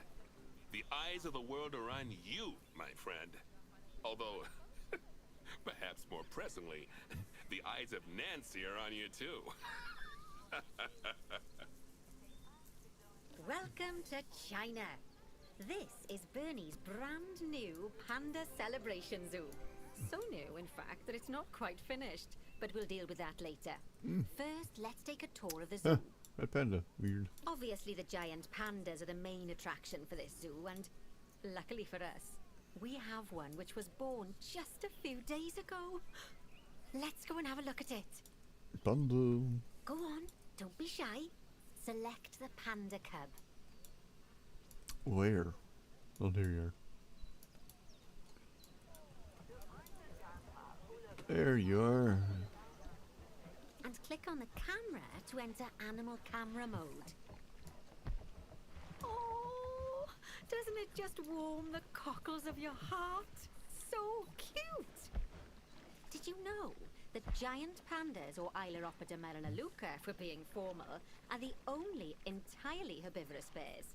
They can actually eat up to 38 kilos of bamboo a day. Not that surprising, given that they'll spend up to 14 hours a day chomping away. I don't imagine this little fluff ball has that kind of appetite yet, though. Oh no. I just got word from one of our keepers that a sable antelope was placed into a habitat without going through quarantine first, and that they're displaying signs of disease. We'll have to move them into quarantine to stop the infection from spreading to the other animals. To do that, go to the highlighted habitat, find the infected animal, and then select them to bring up their information panel. Good. Now click move and then transfer them into quarantine. I've highlighted the quarantine facility in the zoo for you. Is that the only one?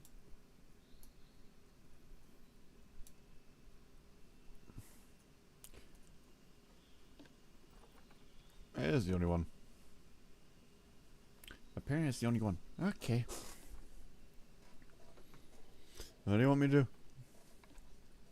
Quarantine is 6 able. Right.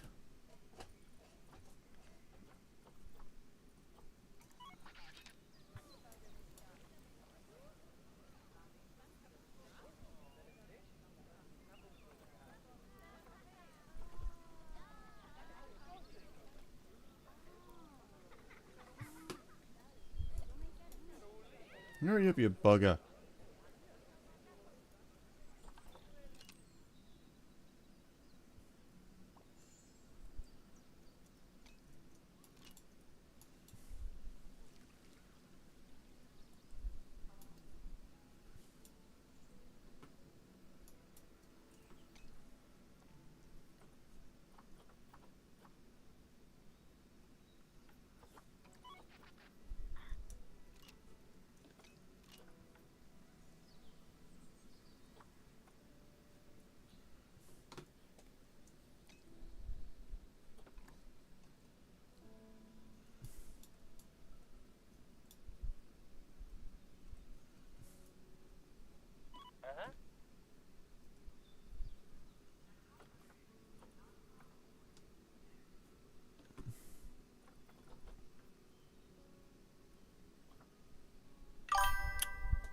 Hello. Trying to get this figured out how to work with this one well. Oh. Guess we're going this way around.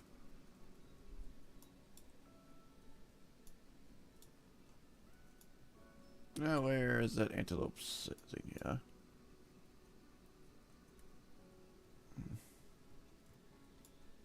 There you are.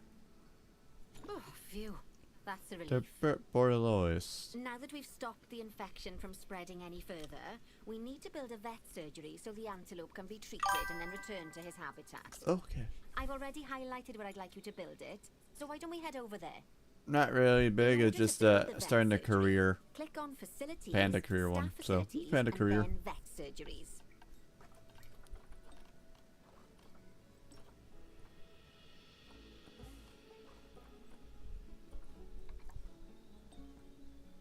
Yep.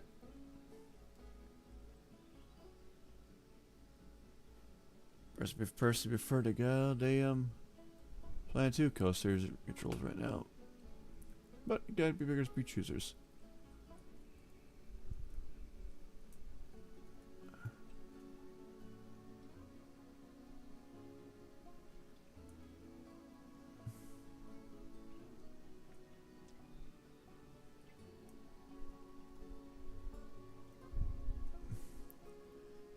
So that's what you get her.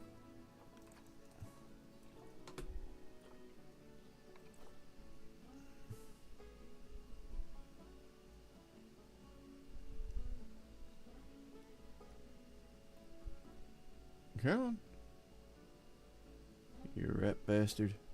There's that.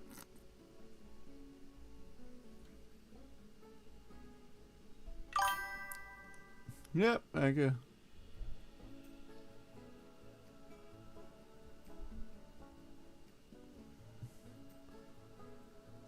Come on, you rat.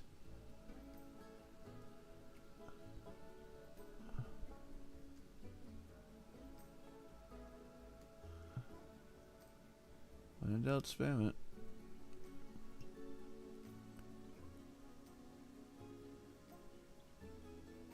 Come on. You fuck.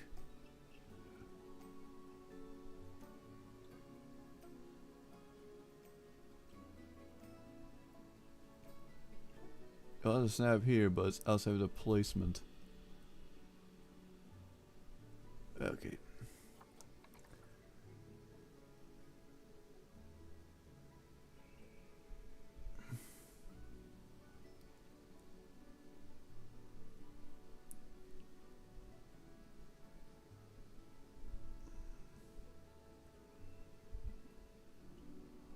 There's a solid cutter area. Why you gotta be this freaking difficult? There you are. Just making a modification. Huh.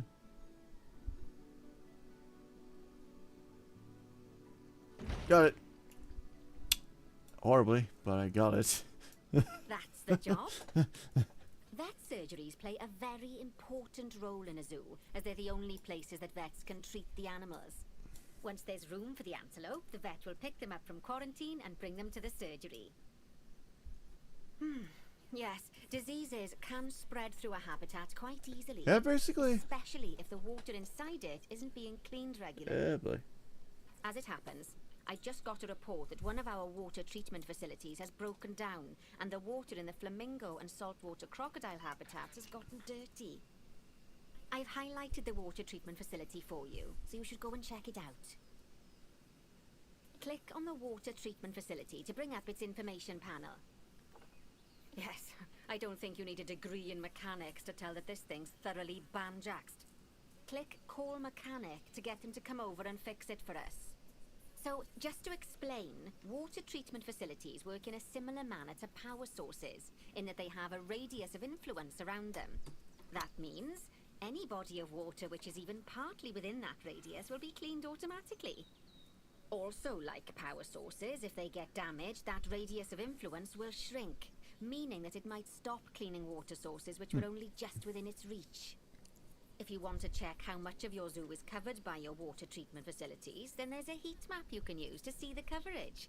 That way, you can quickly spot problem areas and rectify the issue. Good work. Now that the water treatment facility has been repaired, the water will be cleaned up in 2 shakes of a lamb's tail. You can also use mechanics to repair power facilities, transport rides, spins, benches, signs, and, as you already know, habitat barriers. Now, I'll be honest, I'm still a little worried about that disease scare we had, so I think we should do some research into it. Doing research into a disease can help prevent future outbreaks of it. And even if we do have an outbreak, it'll make the disease much less potent. I'd like you to start some research into bordetellosis. Disease research can be found in vet research, so head over to your research centre and get one of the vets researching it. Lovely job. Once that research is complete, I expect we'll send that disease packing in no time. Interesting names. Interesting names here. Whew! That was a close run thing with those antelopes. I dread It to looks think like what it's might have raining. happened if you hadn't got them into quarantine as quickly as you did. Fast thinking there. We had a horrible outbreak of viral gastroenteritis here at Goodwin House. Although, luckily, that was just limited to me and my wife. Good one, Bernie. Right. Now that we've got all our urgent tasks in hand, we can Bronze start to focus on the guests and Gates. improving their time in Yeah, I the was park. researching Memento. You see, you can also Wow. do research into new and improved guest facilities, Oh, that's right. transport Needs to rides, change as from well as new that. types Jesus of barrier Christ. and other things via the workshop. I've highlighted the workshop for Oop. you, so head over there, select it, and then click on View Workshop.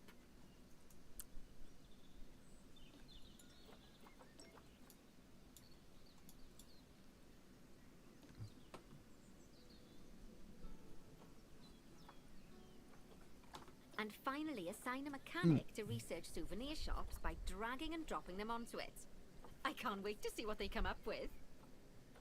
I wonder why they got rid of this Fun Planet Coaster 2. Or I did not. I know this was a thing. Anywho.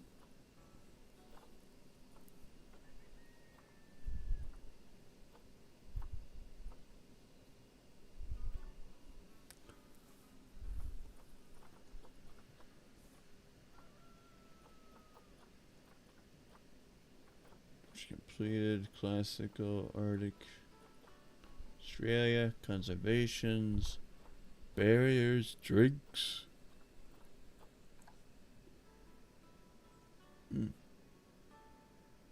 Unless I didn't realize they have this stuff in but no, I looked up Planet Coaster 2 for it.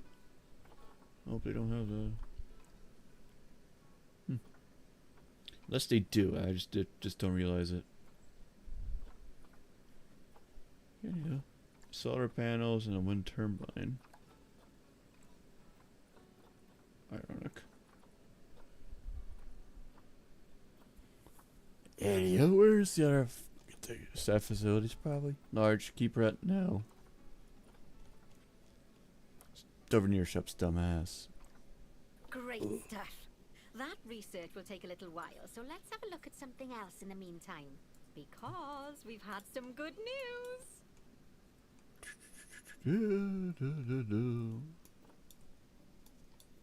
It turns out that we're allowed to adopt more giant pandas.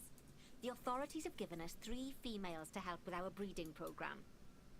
Even so, I'm sure you know how notoriously difficult it is to get pandas to breed, so we'll have to be patient. Our current giant panda habitat is full to the brim, but luckily we've already got another habitat ready to go. But before we move our new pandas in, they'll need to go through quarantine. Of course, we can't do that until we've accepted them. So open up animal trading and go into the animal reward section. Just click transfer to animal storage next to each of the pandas, and then they'll be sent there. Finally, we can send them from animal storage to quarantine. To do that, just select them in animal storage, then click send to zoo, and then click on the quarantine facility in the zoo. Don't worry, I've highlighted it for you so you can find it easily. while we wait for them to clear quarantine, you should set up their new habitat so they feel at home in there. I'll also need you to bring over one of the male pandas from our other habitat, because without him, we're not going to have much of a breeding program, are we? So go on, move him over and get everything set up for your pandas. That must be him right there. No, it's female. There you are.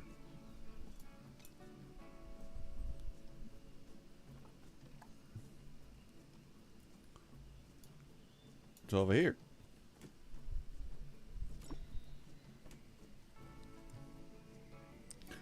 Alright, gotta do the giant panda. Right.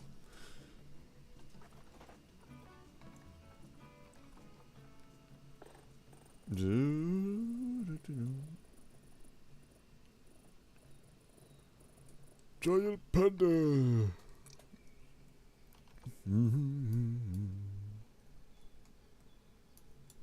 At least they gave us the freaking housing right away. Oh, okay, so they go by voice. Okay.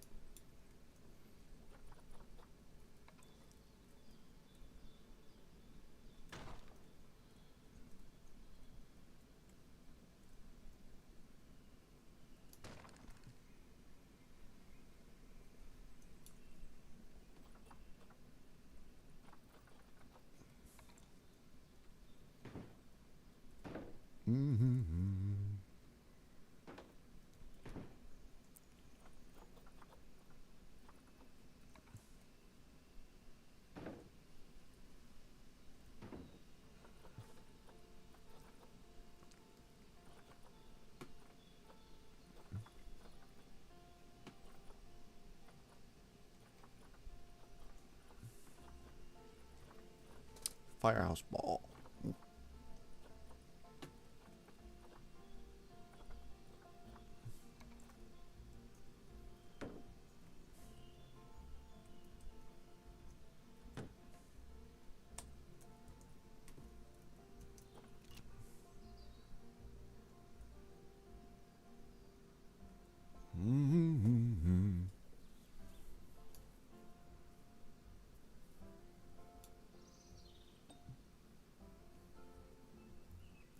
Where that boy for that freaking guy to get over here?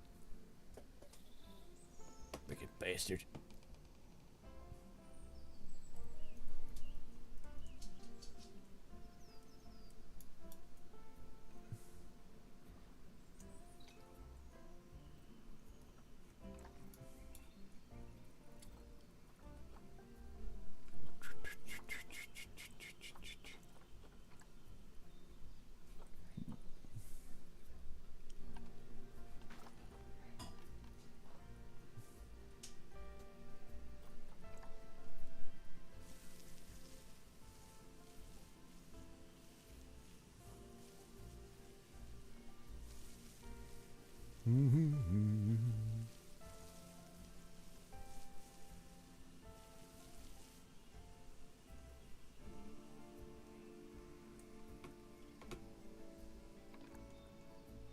And plants.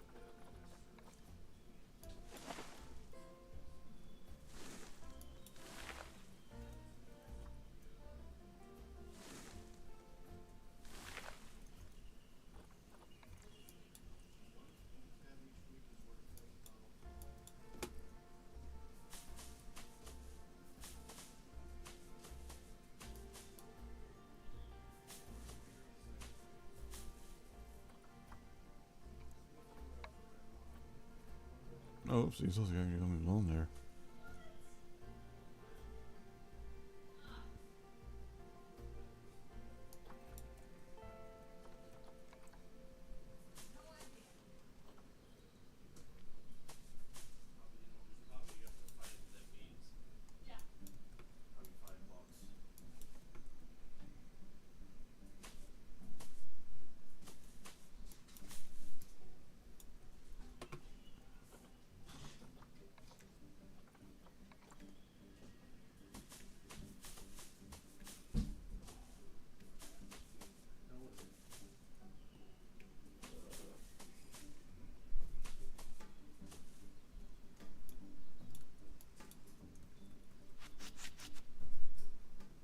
Maybe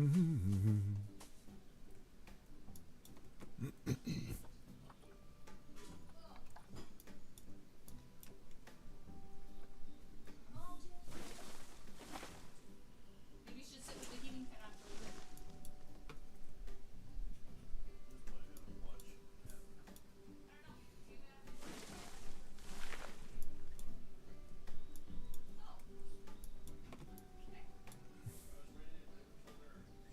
Good news. Our new female pandas have been given a clean bill of health. You'd best move them into the new habitat so they can settle in. And I hope you've made their habitat as comfy as possible, because animals will only breed if they're happy.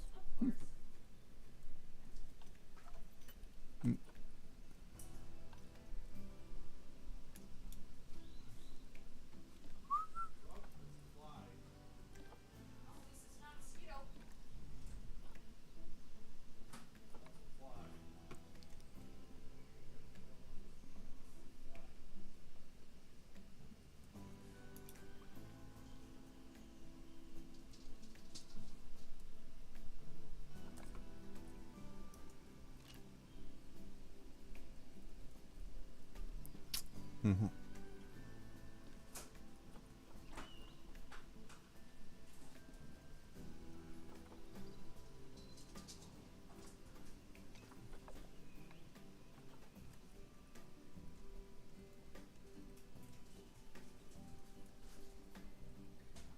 Of course you don't want to move.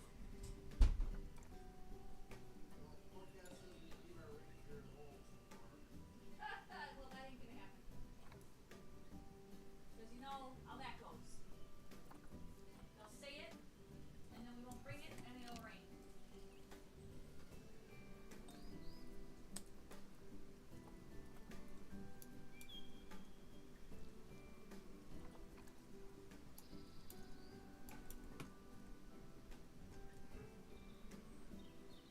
Oh, Weird. bless.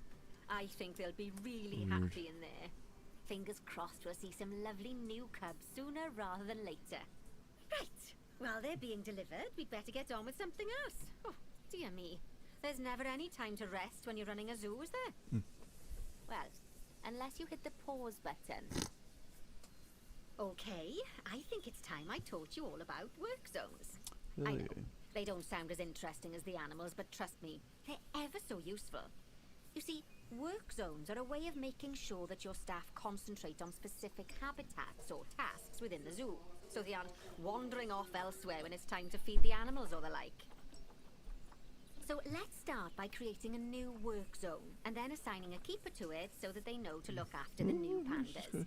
To do that, go into the zoo section, then click on staff, and then work zones.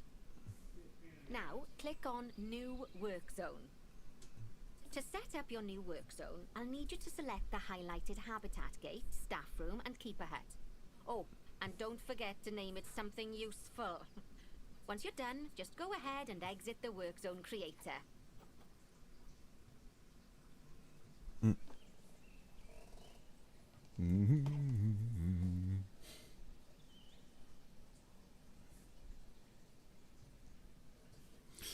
Oh, I just need to check these.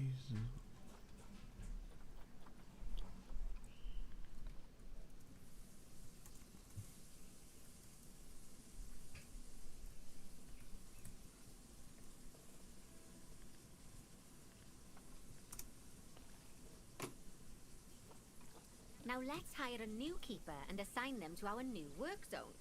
We don't want them getting distracted by other goings-on in the zoo. Go on, hire one.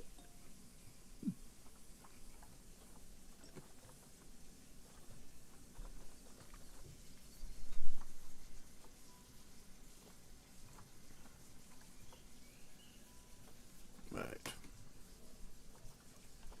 What are you doing? You leave all the fans on? Went out there to trim off yet. That's why you have the lights on, though? No, I just turned it on. You turned it off. And my wine cooler's still here. Then, click on your new keeper to bring up their information panel and go to their employment tab.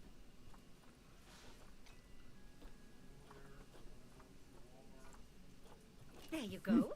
Now your keeper will focus his attention on our new pandas. Oh, and just so you know, all types of staff can be assigned work zones. Just make sure that they have access to all the buildings that they need. And one last thing. You might find it faster to assign them from the Work Zones tab in the Staff section of Zoo Management. That'll save you having to chase around selecting your staff one by one. Oh, it sounds like the brand research has been completed. You should collect your rewards. And you can do that by clicking on the notification or by going back into mechanic research. Alright. Now that we've got our lovely new Just a Memento shop designed, you should build one of them near the zoo's exit. That way the guests won't miss it on their way out and we won't miss out on their money. I want to take a. How much soda you think we have? Soda in one house at all? Cans. And then all your Coke.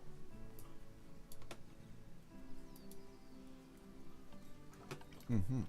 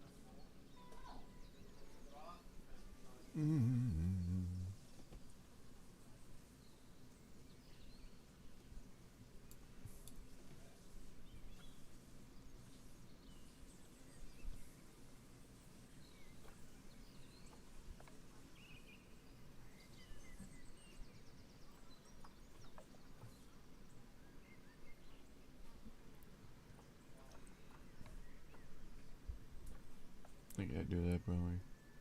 Oh, that's ever so wonderful, that is. Anyway, I'm just off for a moment, but I'm sure I'll have some more jobs for you to look at shortly. Patronize. Oh, those pandas look just adorable. Alrighty. I can see why people keep foolishly forgetting that they're wild bears. And Oh, boy. good work on that new gift shop branding. Just a memento. Very clever. Much better than our old overpriced gifts branding. I'm all for truth in advertising, but it was perhaps a little on the nose. Back as promised. Right. I'd like you to increase the number of different species in the zoo. Alright. Now, you can find out what species are already in your zoo by going into the zoo section and then into the animals area. And if you're wondering how you're going to fit them all in, then mixed species habitats are a great way to save space and create interesting habitats. Just make sure to check the Zoopedia to find out which species enjoy living together. E.g., don't mix lions with antelopes. Energy. What even is that? Is that supposed to be rest or something like that?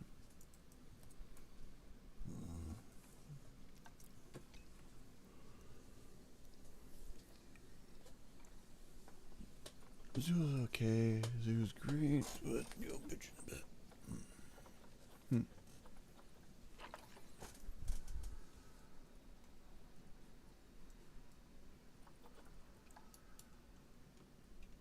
There's like not enough benches.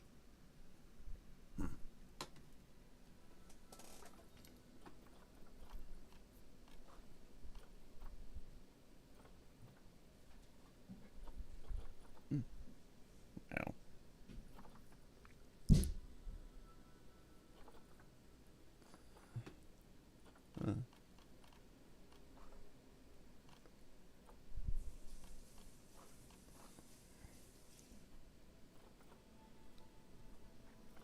Any balloons?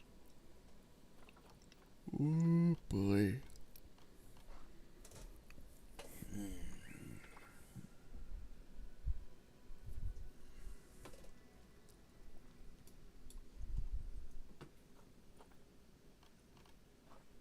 Bring some ATMs from here.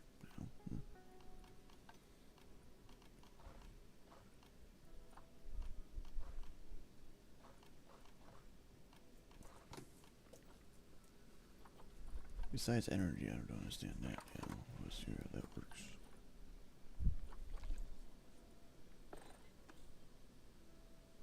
You form more species, improve the zoo guests, and receive inspection. Ellie!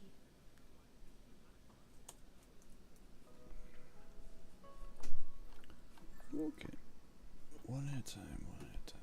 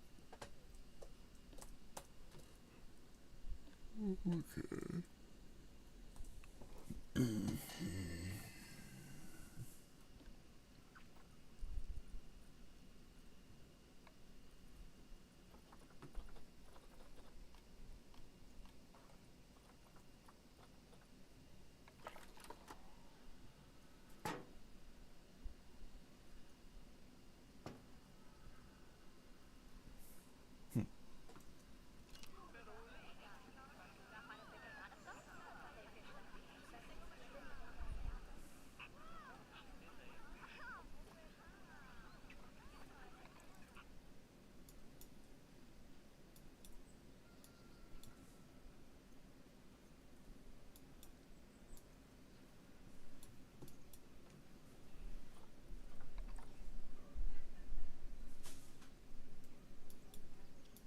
I think we're gonna increase our sheltering on here.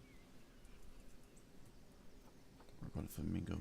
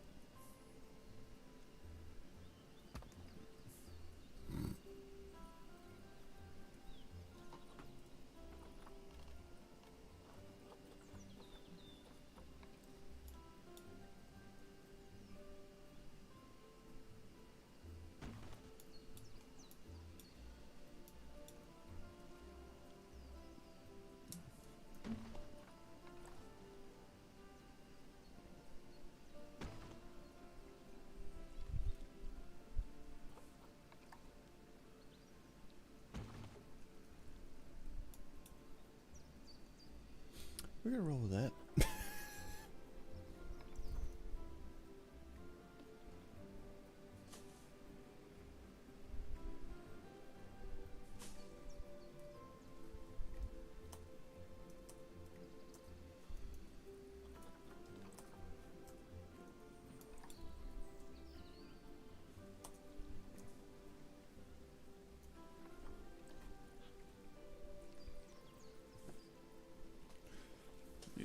Software's done for that one. Let's work on users.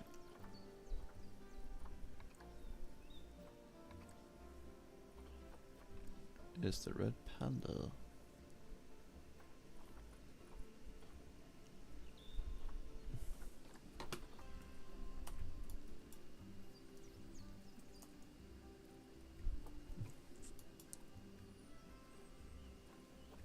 It's fine with two.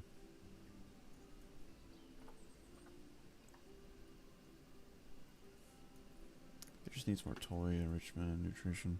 Hmm.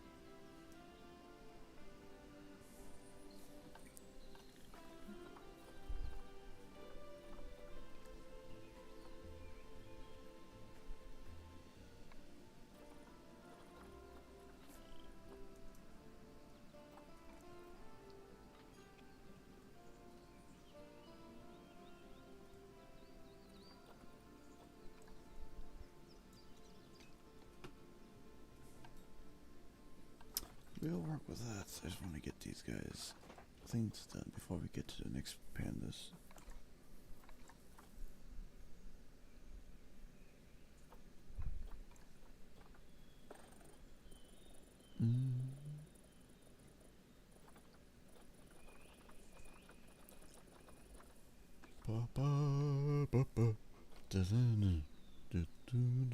No.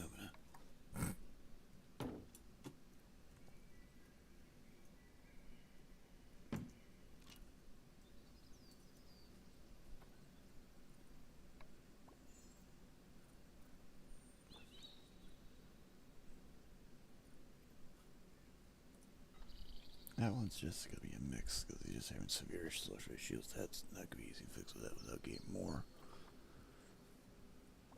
Maybe.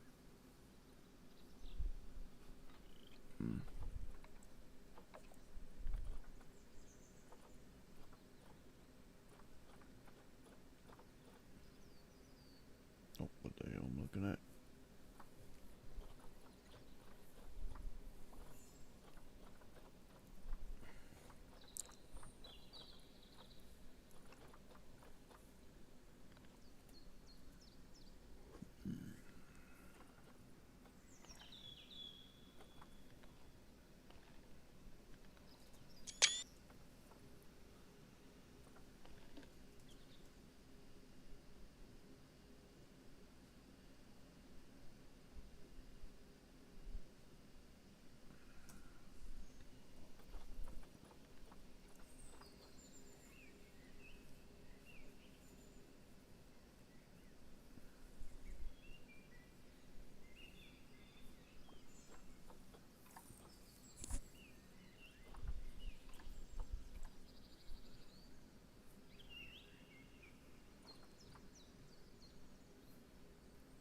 Here you go, another female. They'd be fine.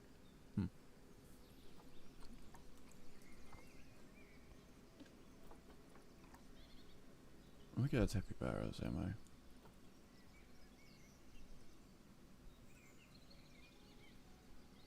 I? Oh, that's there.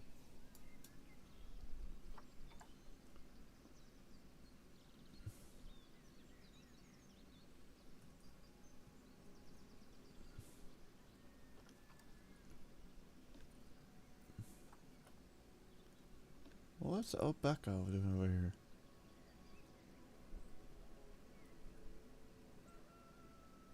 Huh?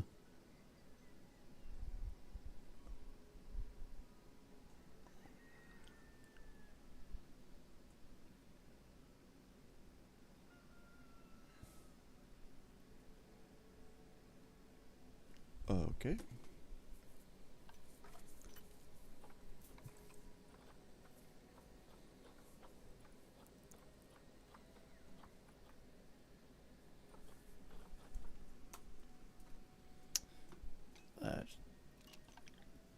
We'll roll with that. We'll roll with that.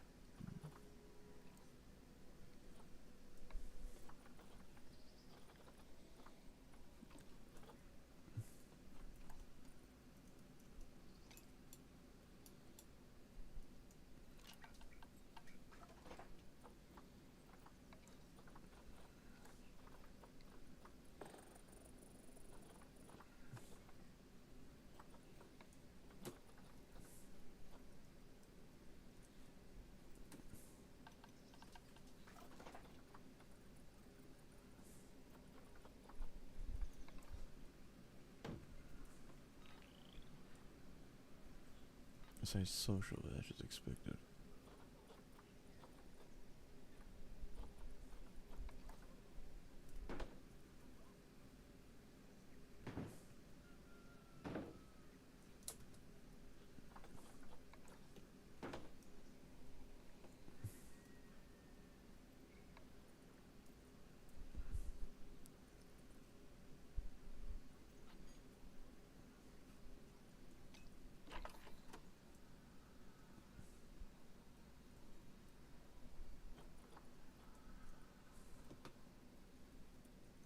Besides, I think we're all set with that. It's just matter getting more interspecies stuff now, I think. Alright.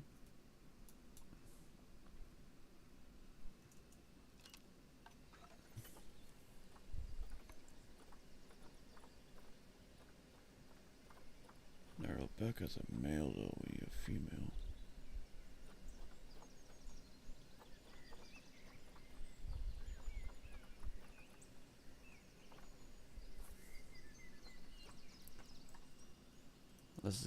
These are all freaking males. Just realized that.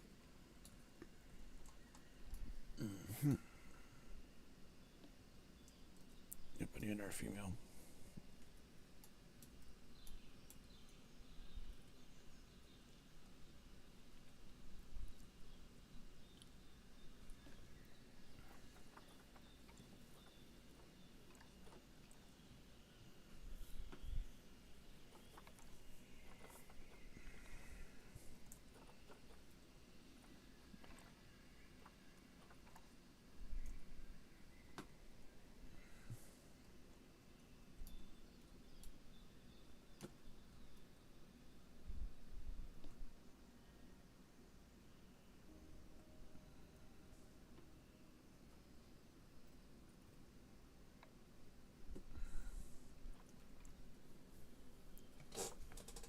Yeah, adult population's pretty mild. We get going.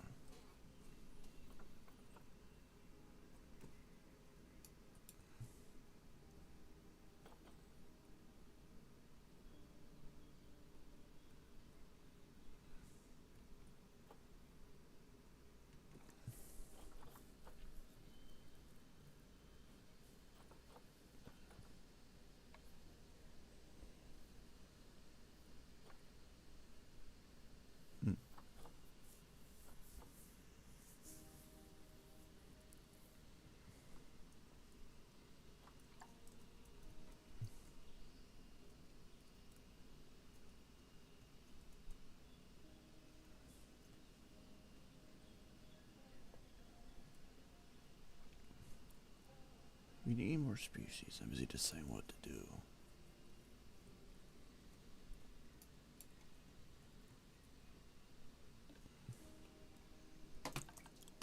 I think it gets interesting with this species though, so.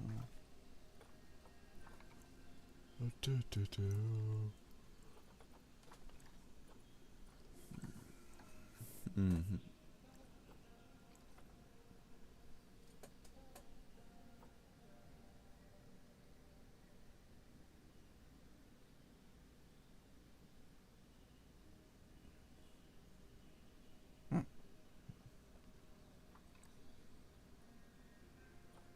These social groups are very small. Well, actually, they're fine with happy what they are.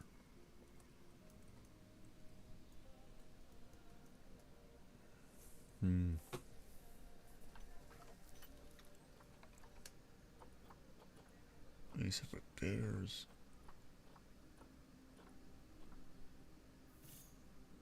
Peacock.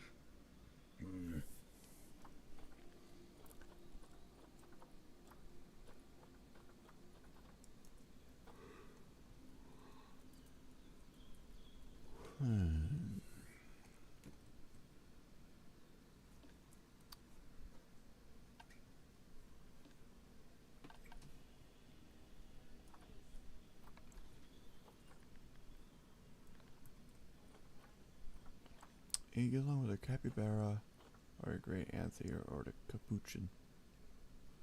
Capybara. You get along with a capybara.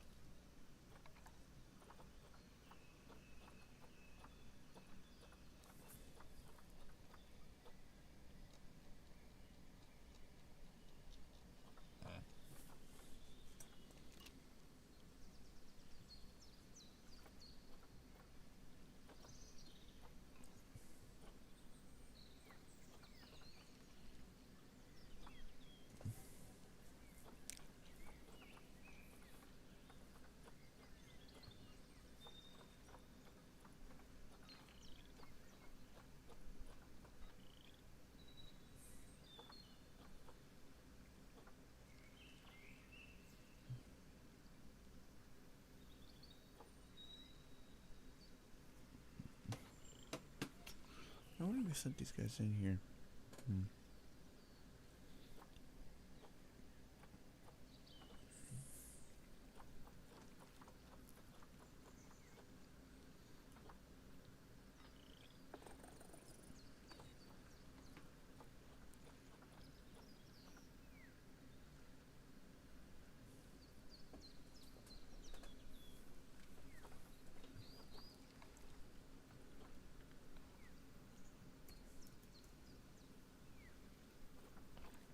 Get along with a big sheep horn and a bison. I think the antelopes can get along with each other. I think these would be fine. So that's the only thing issue right now is that.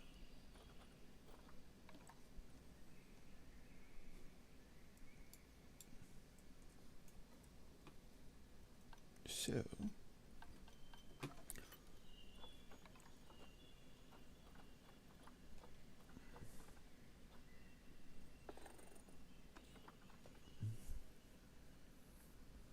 prefer to get along, but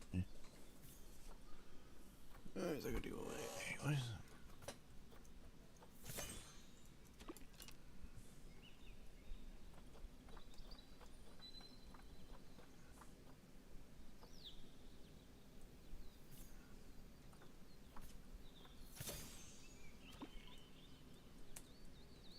We have a female.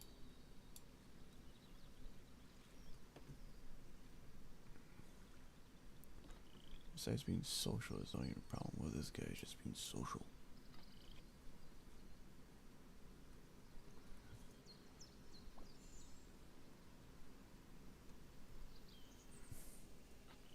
Until we get her a female, I really can't do much about this guy.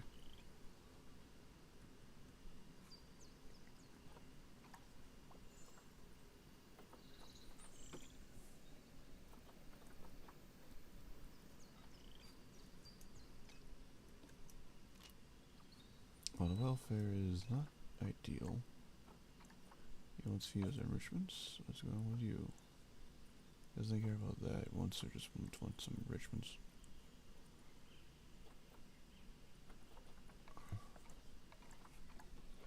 Okay.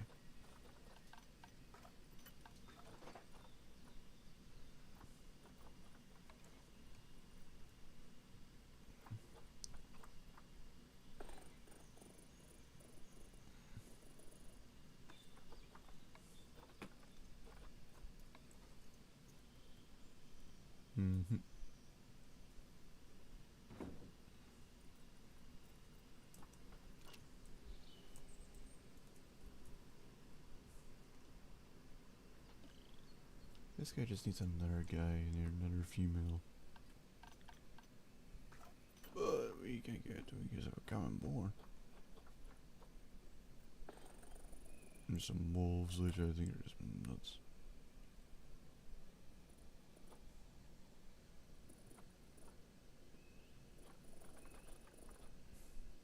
Another type of battle on there can be some equals.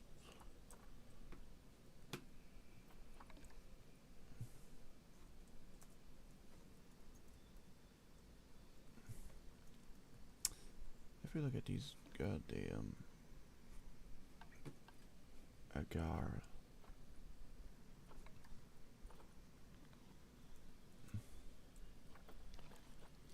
Doesn't like get along with sure.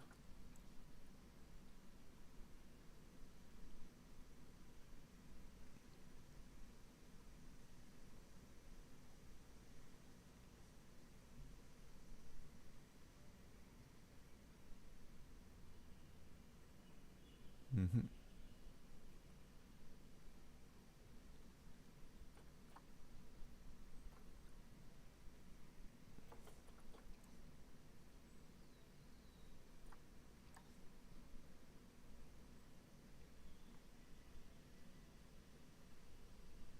Hmm.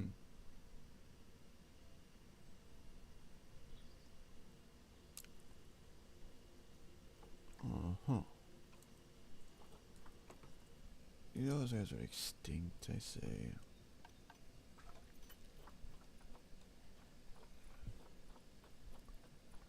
Saltwater crocodile. I think these guys won't get along with each other.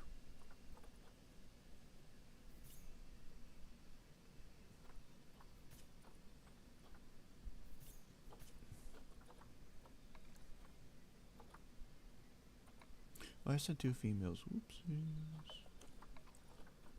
I need a male.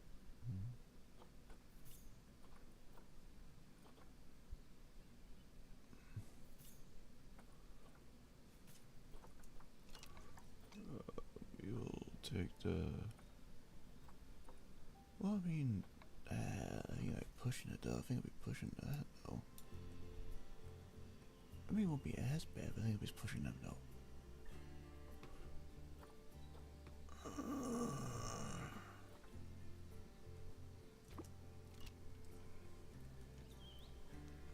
That might be a mistake.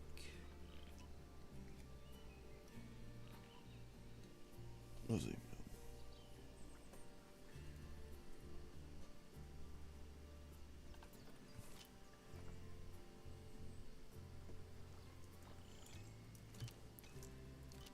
I see these guys do get pissed off. Too many animals to be for the social group. Too many adults. I figured that was gonna happen. No, you will be gone. It's not because I'm questioning him, it's outside the gender ratio. Well, duh, because he's a fucking isolated bastard. They don't get along, don't they?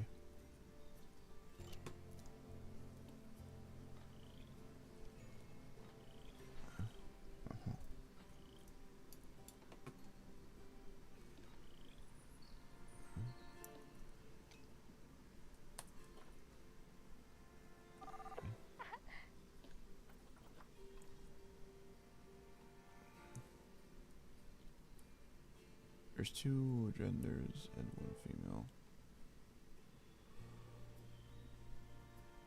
Young adult, young adult.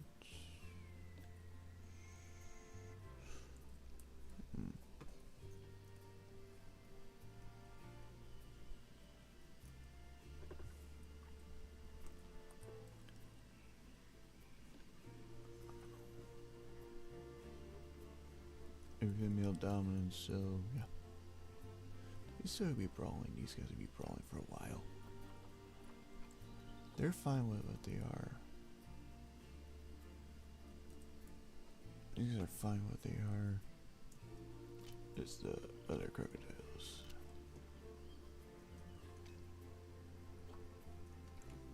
Okay, I'm looking about the fucking female.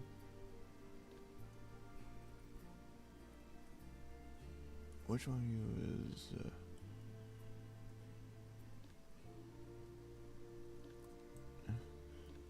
Which one is you? That one is fine.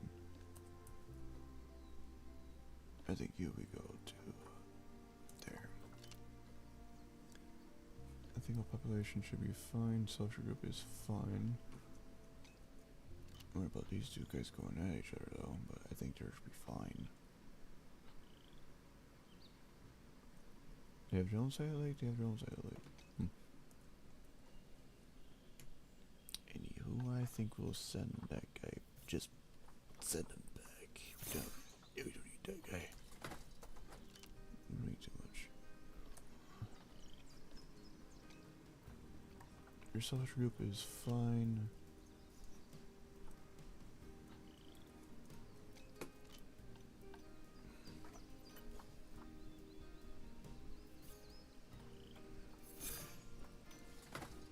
Sorry.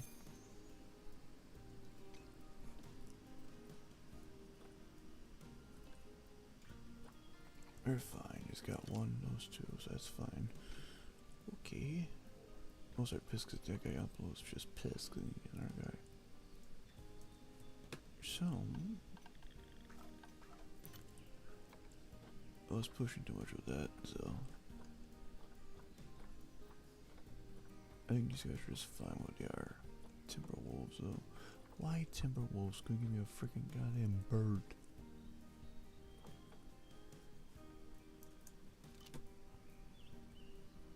These guys are getting along with each other. These guys are fine.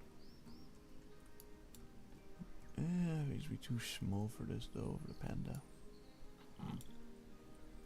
That's the peacocks in here. Yep. These two are gonna keep going at it. Because they're mostly male dominants, they're gonna keep on brawling.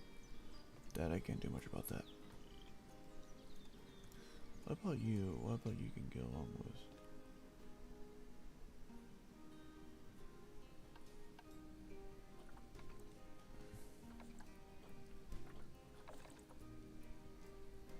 $16, 22 more. Blech.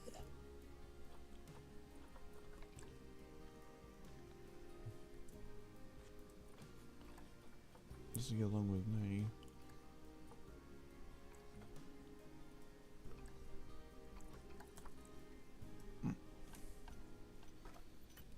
This will see as water and food foraging base. Once we add more, so we get a little cluster here. Okay.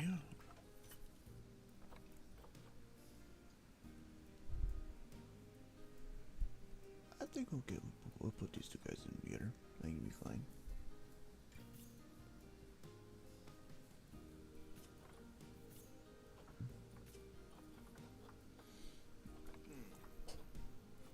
We'll send them here.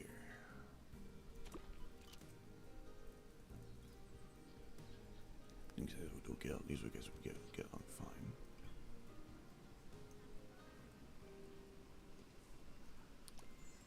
I think the Tauruses will get along here. Terrain is fine. Welfare's a bit rough because of right terrain. And it just needs more excitement. If we get along with these guys, we'll be fine.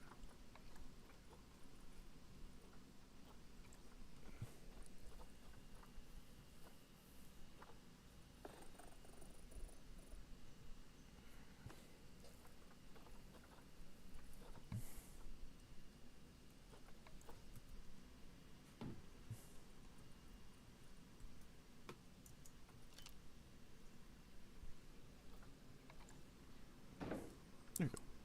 I mean, not much on sheltering, which need to give us up another shelter here.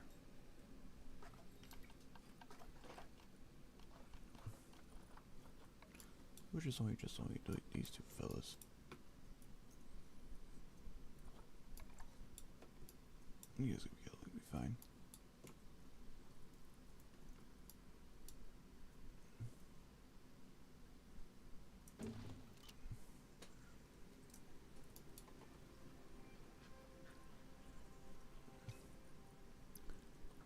You bitchin'.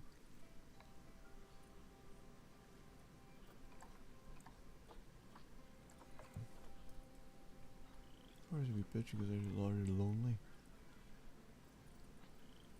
I think they're just lonely.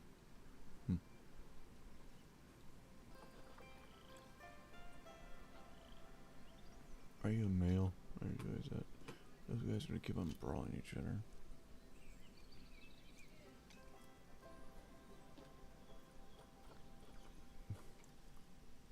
They have each other. They're weird.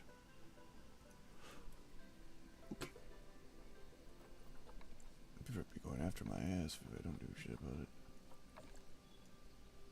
And I need one more. Where should she put the pandas? I mean, I guess I'll give these guys the 2 birds. Male, female.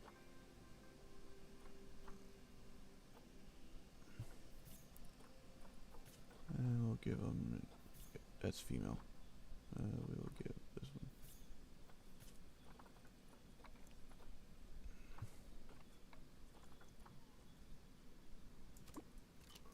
What's happened to the red panda area? If I need a third one, probably a bit more people in there, but. I'm sure you know by now how to make your animals happy. So you'd best get that sorted before the inspector gets here. Actually, needs Sorry, one. did I not mention there was an inspector coming? Oh dear. Looks like you've got everything humming away nicely. Well done. What about the panda? Is the panda be busy with Oh, that? well, it seems that with our new pandas and other species, we've attracted lots and lots of new guests. Let's work on making sure those guests are kept happy. That means making sure they have great views of the animals, lots of places to buy food and drink, and well, lots of places to get rid of food and drink. Toilets. You should think carefully about where to put your guest facilities, though. For instance, don't put all of the food shops in the same place. Just look at how the guests are distributed around the park and put your facilities where they'll be needed the most. As long as you remember to pay attention to what the guests are thinking, you'll soon have a handle on what everyone wants. Another one. But that's what I meant. Bathrooms. That's way cool. It's so fucking different then. Because I don't want to get a freaking male. I mean, we could. I think it'd be fine, but I think they'd be better. But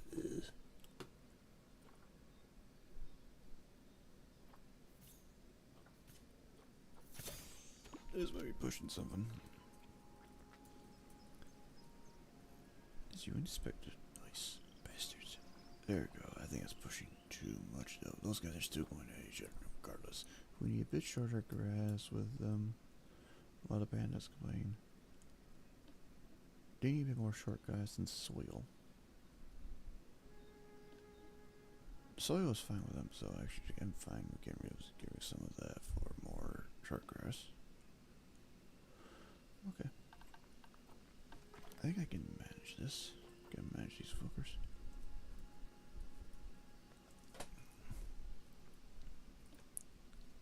Also want more plants and food though, but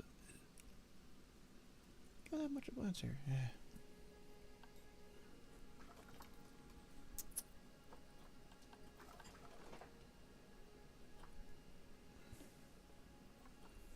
Need to increase their welfare.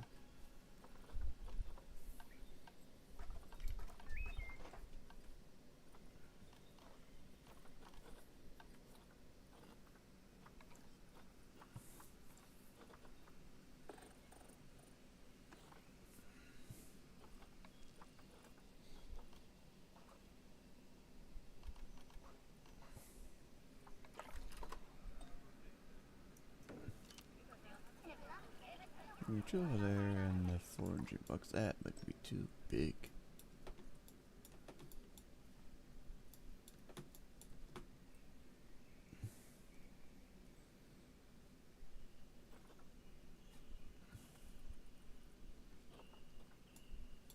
I mean, it's gonna wreck it.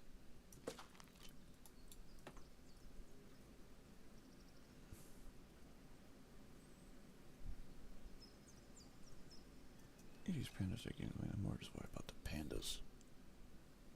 I mean, they're fine. They just need a bit more soil changement around here. And plants, mostly is plants, but that could be fine.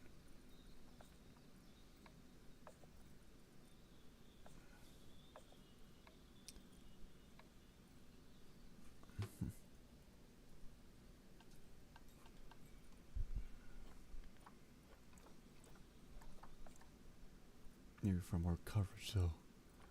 Jesus Christ.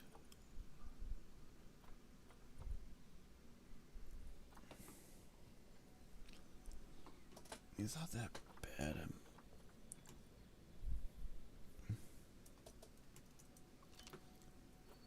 We need more short grass. That's my priority here. I mean, less short grass, actually.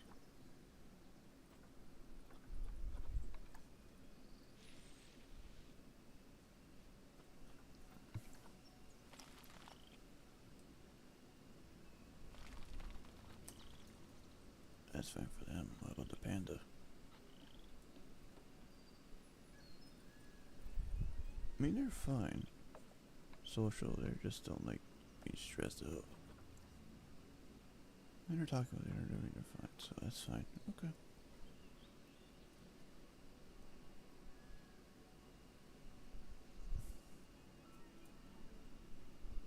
Okay, that's fine. I think we need to get restrooms now. Okay, how far are we off? Place a chief, beef, cosmic, toilet, and 5 pens, 5 benches. I can do that.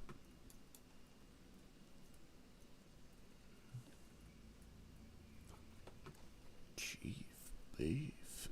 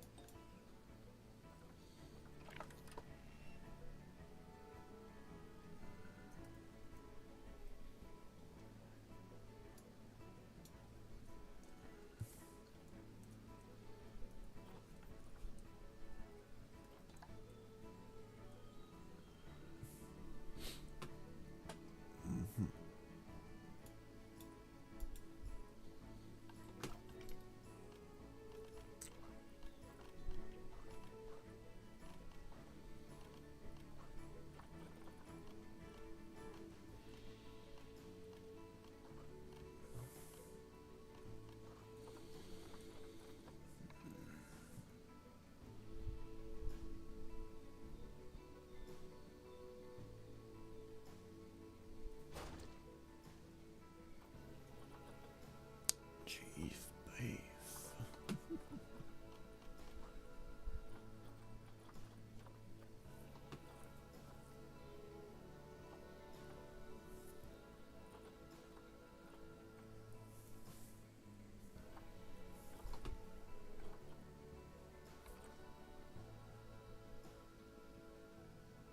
Not very effective, but does it?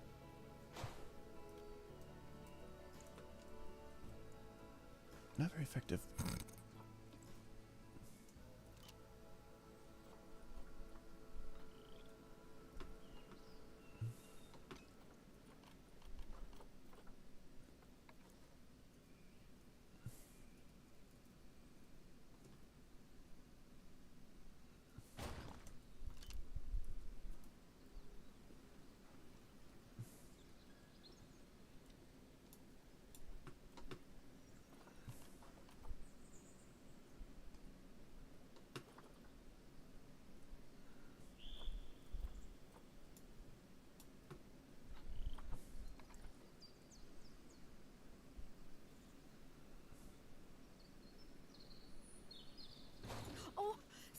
inspector's almost here. I could Now, probably I done that. fully expect you to pass with flying colours. Anything less, and I might have to organise a little job exchange scheme for you with whoever's mucking out the pandas. Yeah.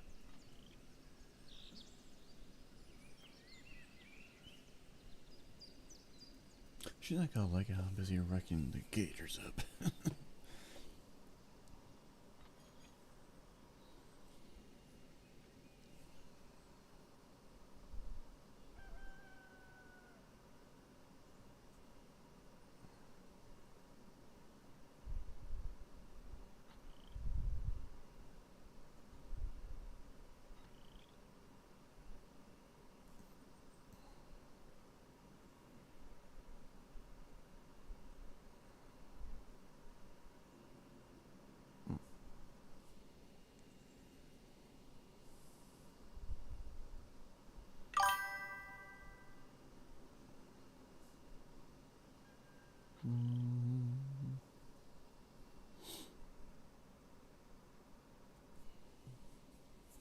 Hello.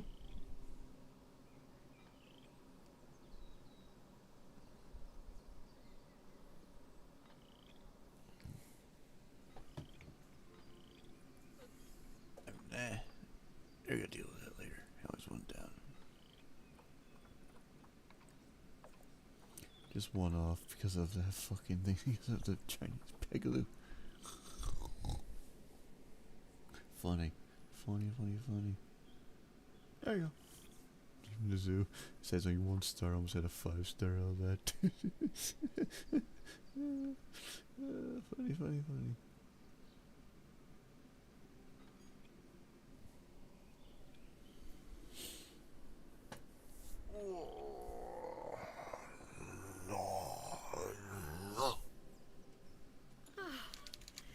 Goodness.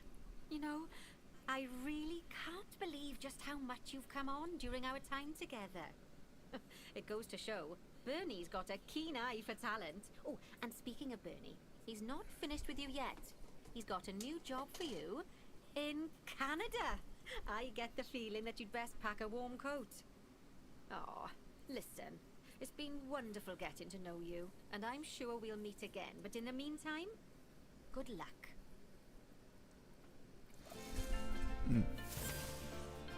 I've been told that there are smiles on the faces of Animal all of the died. guests. And that's a real testament to the hard work you've put into this place.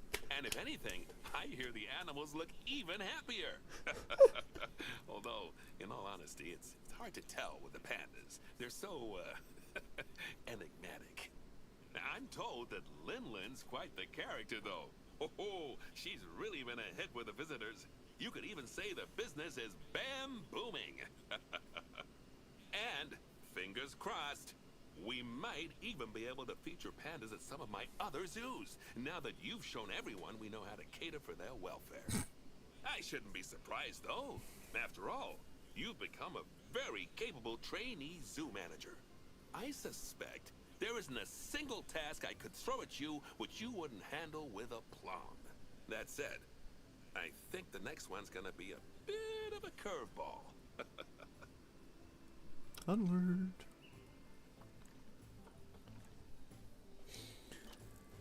Another one down. Ugh.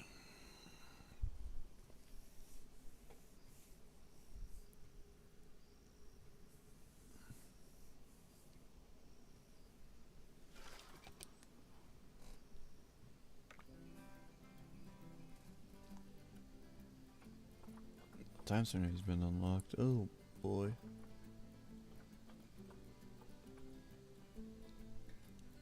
Jesus Christ.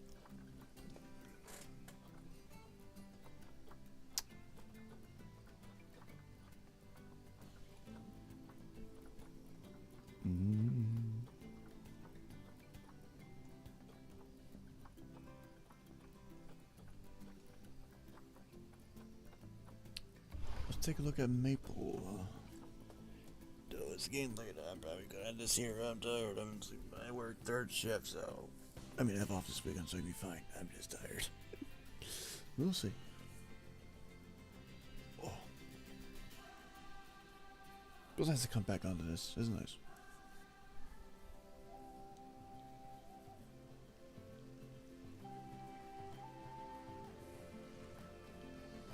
After your sterling work in China, I got a bit of good news, better news situation for you. The good news is that I'm promoting you to apprentice zoo manager. The better news is you get to build a new zoo from scratch. Oh boy. That said, you will be on your own this time. No help from Nancy, although she wishes you luck. So, I suppose it's actually more of a good news, better news, and then slightly worse news situation. Either way, it's a chance for you to really prove yourself. Fine. For this zoo, I'll want to see a good few different habitat and exhibit species, and at least as many guests to look at them. I'd also like you to keep your staff nice and happy as much as you can. And obviously the same's true of the animals as well. Oh, and, let's see. Yeah, you should try to turn a good-sized profit to boot, so we can continue our vital work elsewhere. There. That should keep you going for a while. I'll check in with you later. Good luck. So what they give me? They give me $80 to scratch or losing because of mule stuff. At least achieve 150 zoo attractions. Actually tells me where to go, actually. Nice. So 5 more attractions, then we have zoo of at least 5 habitat species in zoo, at least 2 exhibit species, 75 overall staff happiness, and 7 habitat species in the zoo, have for at least 4 exhibit species in the zoo. Have at least 4 soda to build freshly new ones added, so that's actually quite fine. Okay. Of course, we have a 5 loan. We have loans. No, we don't. Actually, no loans. That's a shocker. Okay. I said I put you on pause. Wasting more money by doing that.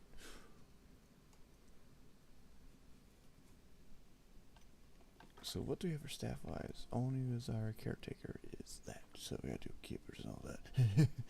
Yeah, I'm not gonna muck with work zones. That's a bitch of its own.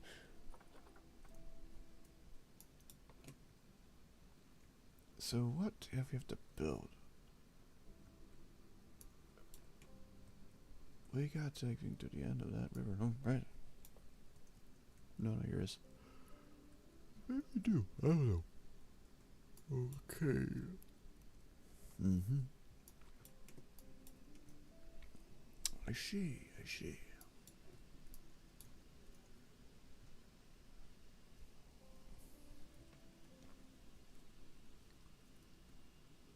Mm-hmm.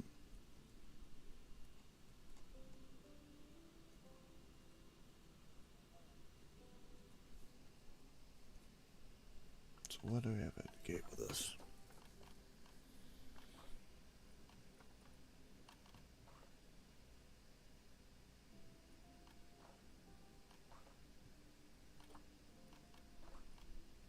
Mm-hmm.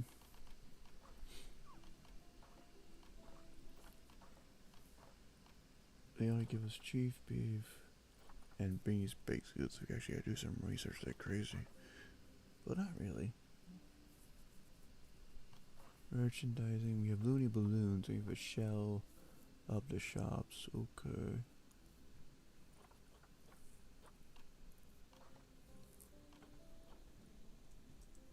Wow, such a change from Planet Coaster 2, holy shit. But I guess I also deal with animals,